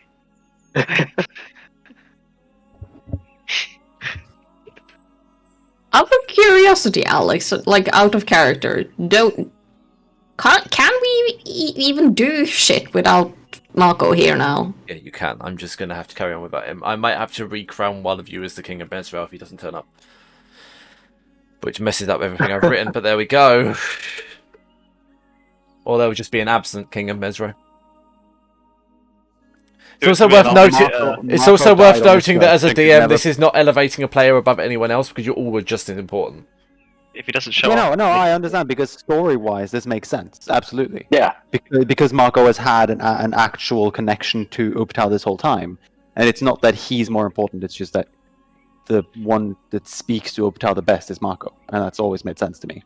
It could also just turn around, like, do it without him. He as a NPC type of thing just shows up and takes the crown. If we get to the big war and he's still not here, I think we're just gonna have to play him as an NPC guiding character. Yeah, I'm gonna have to play him as a general. I've got no other way of doing it. because I think it would be more weird to re-crown another one, because Marco has had this story for the entire chult thing with the chewingus and shit like that. So Yeah, Hank would be a bad idea. Probably end up giving it to Hell. Yeah, I can't Yeah. really quote any of you as being good kings of Mesra, I'm going to be honest with you. He'd probably be like, oh, Asmodeus will do this alright. Even Hattie, with her slight obsession with death, I can't really state as the good king of Mesro. none would be a good king or Mesro. Mesro would be super lawful, but it'd be oppressive as hell. Oh, it's not lawful. No, if Hank was to be the king, he'd be like a dictator. Yeah, Probably. he would. Probably remove all crime, but in the process hang half of the population. Yeah. If Hank got the crown, Trix could never set foot in Mestro again. Yeah, there is that. That's the thing, actually. Yeah, there's no way now that. He'd work to destroy all forces of chaos, including Trix. Just should Yeah. be like on. Should be on a list somewhere of like top Force of priorities. chaos. Force of chaos is a really good way of describing like end game tricks. And I have a tiny history lesson for you, which you may wish to take notes on. Because as you sit on the thrones, Azuf is going to tell you the history of Mesro. Which for some of you is incredibly important. So here we go. The god Uptal raised Mesro from the jungle with his own hand. It was his greatest gift to his people, a city etched from glass and stone, where his priests could guide the common folk through the maze of life. At Mesro's heart stood the Temple of Uptal, a magnificent tower of crystal and gold that was always presented the same face no matter where the city once stood. From here, Uptal sat in judgment on a platinum throne. 7 of his chosen, known as the Bayar, were granted miraculous powers and tasked with running the city. Under their stewardships, Mesro's wisdom spread throughout the jungle tribes and the holy city became a site of pilgrimage. Mesro endured for 4,000 years. Its glory rivaled even the greatest cities in the north, for while Mesro was smaller in size than its northern cousins, its libraries held the accumulated knowledge of 4 millennia. Of course, the city has its fair share of cut-persons, tricksters, and merchants, grew fat on the pilgrim's coin. Worse in the muddle of the city, the Mesroans came to see Uptal not as their shepherd, but instead as a remedy for earthly misfortunes. Enraged by their trivial pleas, Uptal returned to the sky and refused to speak to his followers until they completed their journeys through the maze of life. Guardianship of Mesro fell to the Uptal's Brayar, who were now the only souls blessed with his divine powers. With Uptal gone, the Brayar cast a spell to hide Mesro from the outsiders. Anyone gazing upon the city from above would see nothing but jungle, and those who approach its wall would fall into a magical stupor, for that sent them elsewhere. Hold on.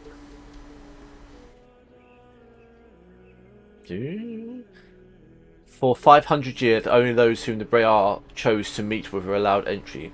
For the rest, Mesro became a lost city, whispered only in legend. Raznisi, one of the 7 Brayar Uptal first ordained, a sworn protector of Mesro, was granted the power to reanimate the corpse of any creature that died on Chult. When the civil war divided his country, Raznisi swore a vengeance on the routed Eshwell tribe and used his powers to annihilate them. This How do you spell? Sorry. How do you spell that name, Raznisi? Rasnsi. Not gonna lie, I don't know how to spell any of this. I will copy and paste it as well. Don't worry. Okay, because we've met him, right? This is the necromancer, isn't it? This act of genocide forced the remaining Brayar to banish him from their holy city. Branded on the forehead with a blue triangle of Mesro, Raznisi was sent into the jungle and told never to return. Ever loyal to Uptal, Raznisi used his powers to raid an undead horde, marking each file with the symbol of the exile he now adopted as his own seal. With an army under his control, he waited patiently for the chance to save Mesro and redeem himself with his people.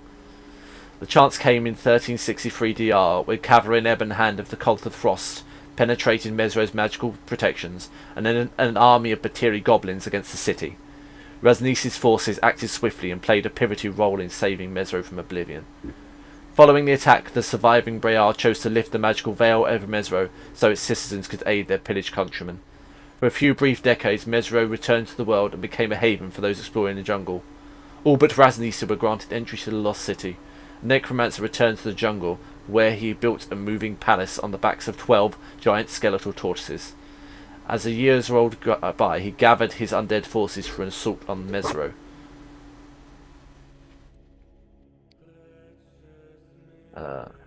He 12 what? 12 skeletal tortoises. Okay. In 1385 DR, the spell played Raktorion separated the Chultan Peninsula from the mainland. Mesro was drowned as the landscape buckled and the river Oolong burst its banks. In a single stroke, 4,000 years of history were obliterated. Robbed of his powers by Mesro's destruction, Raznisi fled into the jungle, leaving his undead army to roam unfettered across Chult. Many of his thralls shambled into the bloody ruins of Mesro, making the site dangerous as you see now. In this time, rumours have spread of the priceless treasures held within Mesro, buried deep within. Once again, Mesro had become lost within the city, and lost to legend.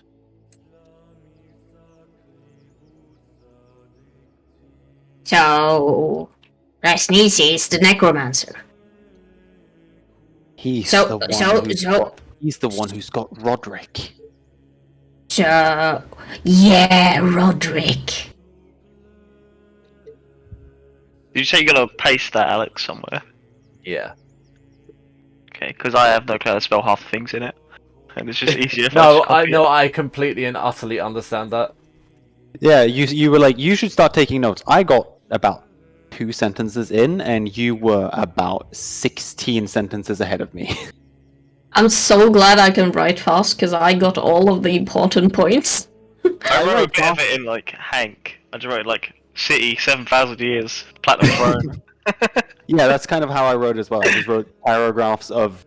I wrote short sentences of each of his paragraphs, but he still ran away from me. So yeah, I've got the basic text here basically. This is going to show you how much I actually just fucking read to you. You overestimated our ability of note taking. No, that was like the ultimate test of note taking, is what that was. I'm got so down glad to I'm so glad I got to write like 7, 8, or 8 sentences there. I'm gonna put that into my OneNote just to have it. Yeah, same. I'm putting it in a new section. Yep.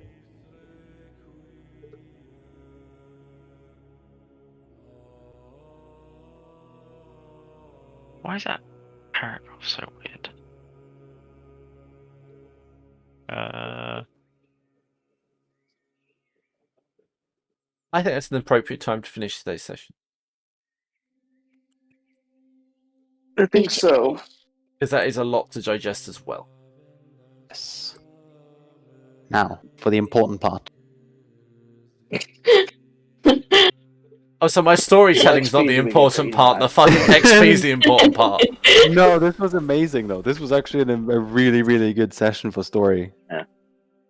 I Do we really, get like- XP for eating eyeballs? yeah, Yeah, but exactly. like- That's the thing. You made us eat eyeballs. I want XP. Yeah, but like story-wise, but also like RP-wise, it has been a very fun session. Yeah, I agree. And this is why I love like calm sessions with like we don't necessarily have to fight, but like the RP side of it is so much fun. I've been wanting to have another fight because Aromna is just really cool to fight with, but at the same time, like these like really, really establishing sessions where there's just a lot of RP, a lot of history, a lot of lore, are just really, really fun because it establishes each of our characters. And like you said, it's not that Marco is any more important. You actually did a really good job of establishing each character as very important here. You are important. And I actually have something to infer other than just XP for you. Okay. Yeah, like Azuth is incredibly important to Aromana. And I really liked how I didn't even realize this is a thing you'd sort of implemented, but you've like been hinting at this a couple of times that Aromna started to gain the ability to like feel the flow of the weave. And like she gets visions and stuff like that. That's something you've hinted at before, but I never went too far with it until now. I realize you're giving me the ability to sort of sense the weave. But at the same time, you've also got Hank, who's got like direct understanding of divine things, and Hattie, who just is linked to religion. Hank also has access to a being you guys don't even know exists, so... And Mark mentioned a name, and I have a feeling it's some I don't know who it is, but I have a feeling I know what it is.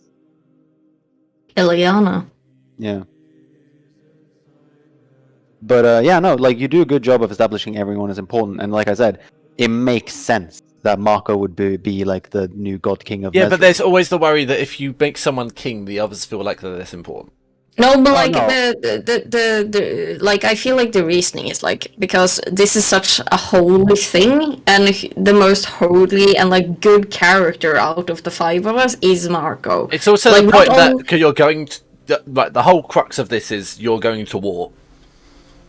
Yeah, In chult. and it's like, But Marco has been trained as a monk of war. yeah, So it makes sense he's a general. and it makes exactly, and it's like I like that for his character. That's what his character's been built up to be this whole time. Yeah. Right. And I'm then going with to give... us being generals of our own armies under him, it's just cool. I also have a title in to infer on each of you. So...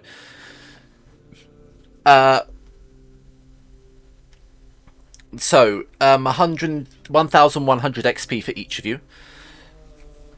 Damn. It's one of those rare occasions where I actually give 4-digit XP. 1,100 and... Just 1,100, Mark. Your I hopes feel up, like sorry. I feel like after digging 10, like XP goes so slow. Mm-hmm. Because you require so much. Yeah, because like I went like not even like 2 millimeters on my bar. We need another Tricks in a Romanar adventure where We do. where we kill an ancient dragon or something and get like 10,000 XP each. Chazimar, just cancel next session. Me and Romana need XP. So, And we'll do weird shit. Justice. Make a black hole or give diplomacies around. I'm going to do this in an appropriate way. A Romanar, I dub the Brayar of the Weave. Hmm? You're a Brayar. Breya. Or Bare. I'm saying it as Brayar because it makes sense to me. And it Yeah. sounds more dramatic. I know it sounds stupid. I'm gonna add to organizations. The Chosen. I have my own thing in Trix's puzzle box, which is just Trix's titles. Oh, I need to add that. Romanar has titles as well at this point. Hattie, I dub the Brayar of Passage.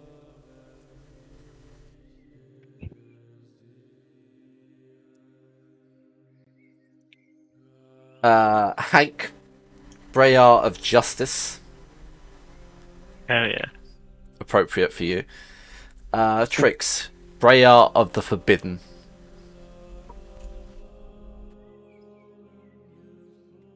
Okay.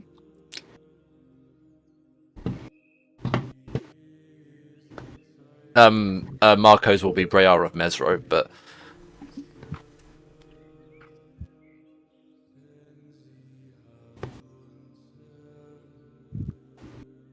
Oh, this was fun.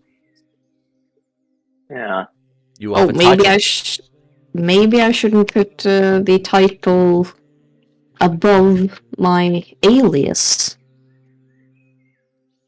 Now I need to give each of you your Brayar powers at some point. Because each Brayar is granted power. 1. I assume that's something you do during the week or something. Yeah.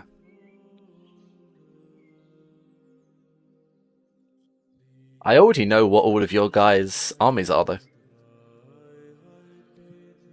Oh, is this like similar to the aspects? Sort of. Because with the aspects we got like special powers linked to the aspect. Yeah, similar. So you're in Mesro, so you're granted powers by Obtal. But Yeah. you need to find him too. But Yeah, it's also one of the things that made me think like this makes sense is Romanar has no intentions of staying in Mesro. So Yeah, that too. being king of Mesro doesn't really fit her at all. no. Well, Hattie can can do- already figure out what her army includes. I presume. Dead I have a few creatures. guesses. Yeah. Dead creatures. Nope. Okay. You'll see. Aina, your army is what you will become. Ah! This is all your epic destinies as well. So Am I going to have an army of my kind? Like Yes. the not gnomes, but the other thing. Yes. Hank is getting an army of Hell Riders. Oh, Oh, yeah. hell yeah. If you Does know, Yankee if have you riders? Oh, fuck yeah. if you know who they are, so. And some help from Uterel. Since you guys were updating your titles and allegiances and stuff, just thought I'd do mine as well. Giving yourself a fucking title. I need to give you guys ranks now in the Discord for your actual titles. Which one of them? I have 3 and 4. It will be the Brayar one. I've put a Romanov's titles. In the notes between DM and player. She has 3 titles. A Romana, Barre of the Weave, Grand Wizard of House Feywerin, Lady of House Lunawind, first of her name. Just to be posh enough, you just got to add all your titles to it, haven't you? Yes. But yeah. Because I have 4. I have the Merchant Prince, Wearer of the Forbidden, Tatiana Waywither, Wearer of Purple, and the Collector. So this is fun. This is Hattie's second, isn't it? Title yet. Oh, sorry, writing notes. It just goes between what you do and what you don't know. Sorry. Hank has like 8. But Hank has like these noble, cool ass titles of bravery and stuff like that, is what I assume. A Romanov just has snobby titles at this point. Yeah. Oh wait. Okay, Barre of the Weave, pretty fucking sick. But like, the Grand Wizard of House Feywerin, that's just her being in the closet. For those of you who know the story, that's literally her and her girlfriend being in the closet. Need to know that story. Again, I can send it to you if story. you want. Massive. Wait, you've actually written it? Yeah, he has. It's Yeah. massive. What, 5 chapters, I think? Might have to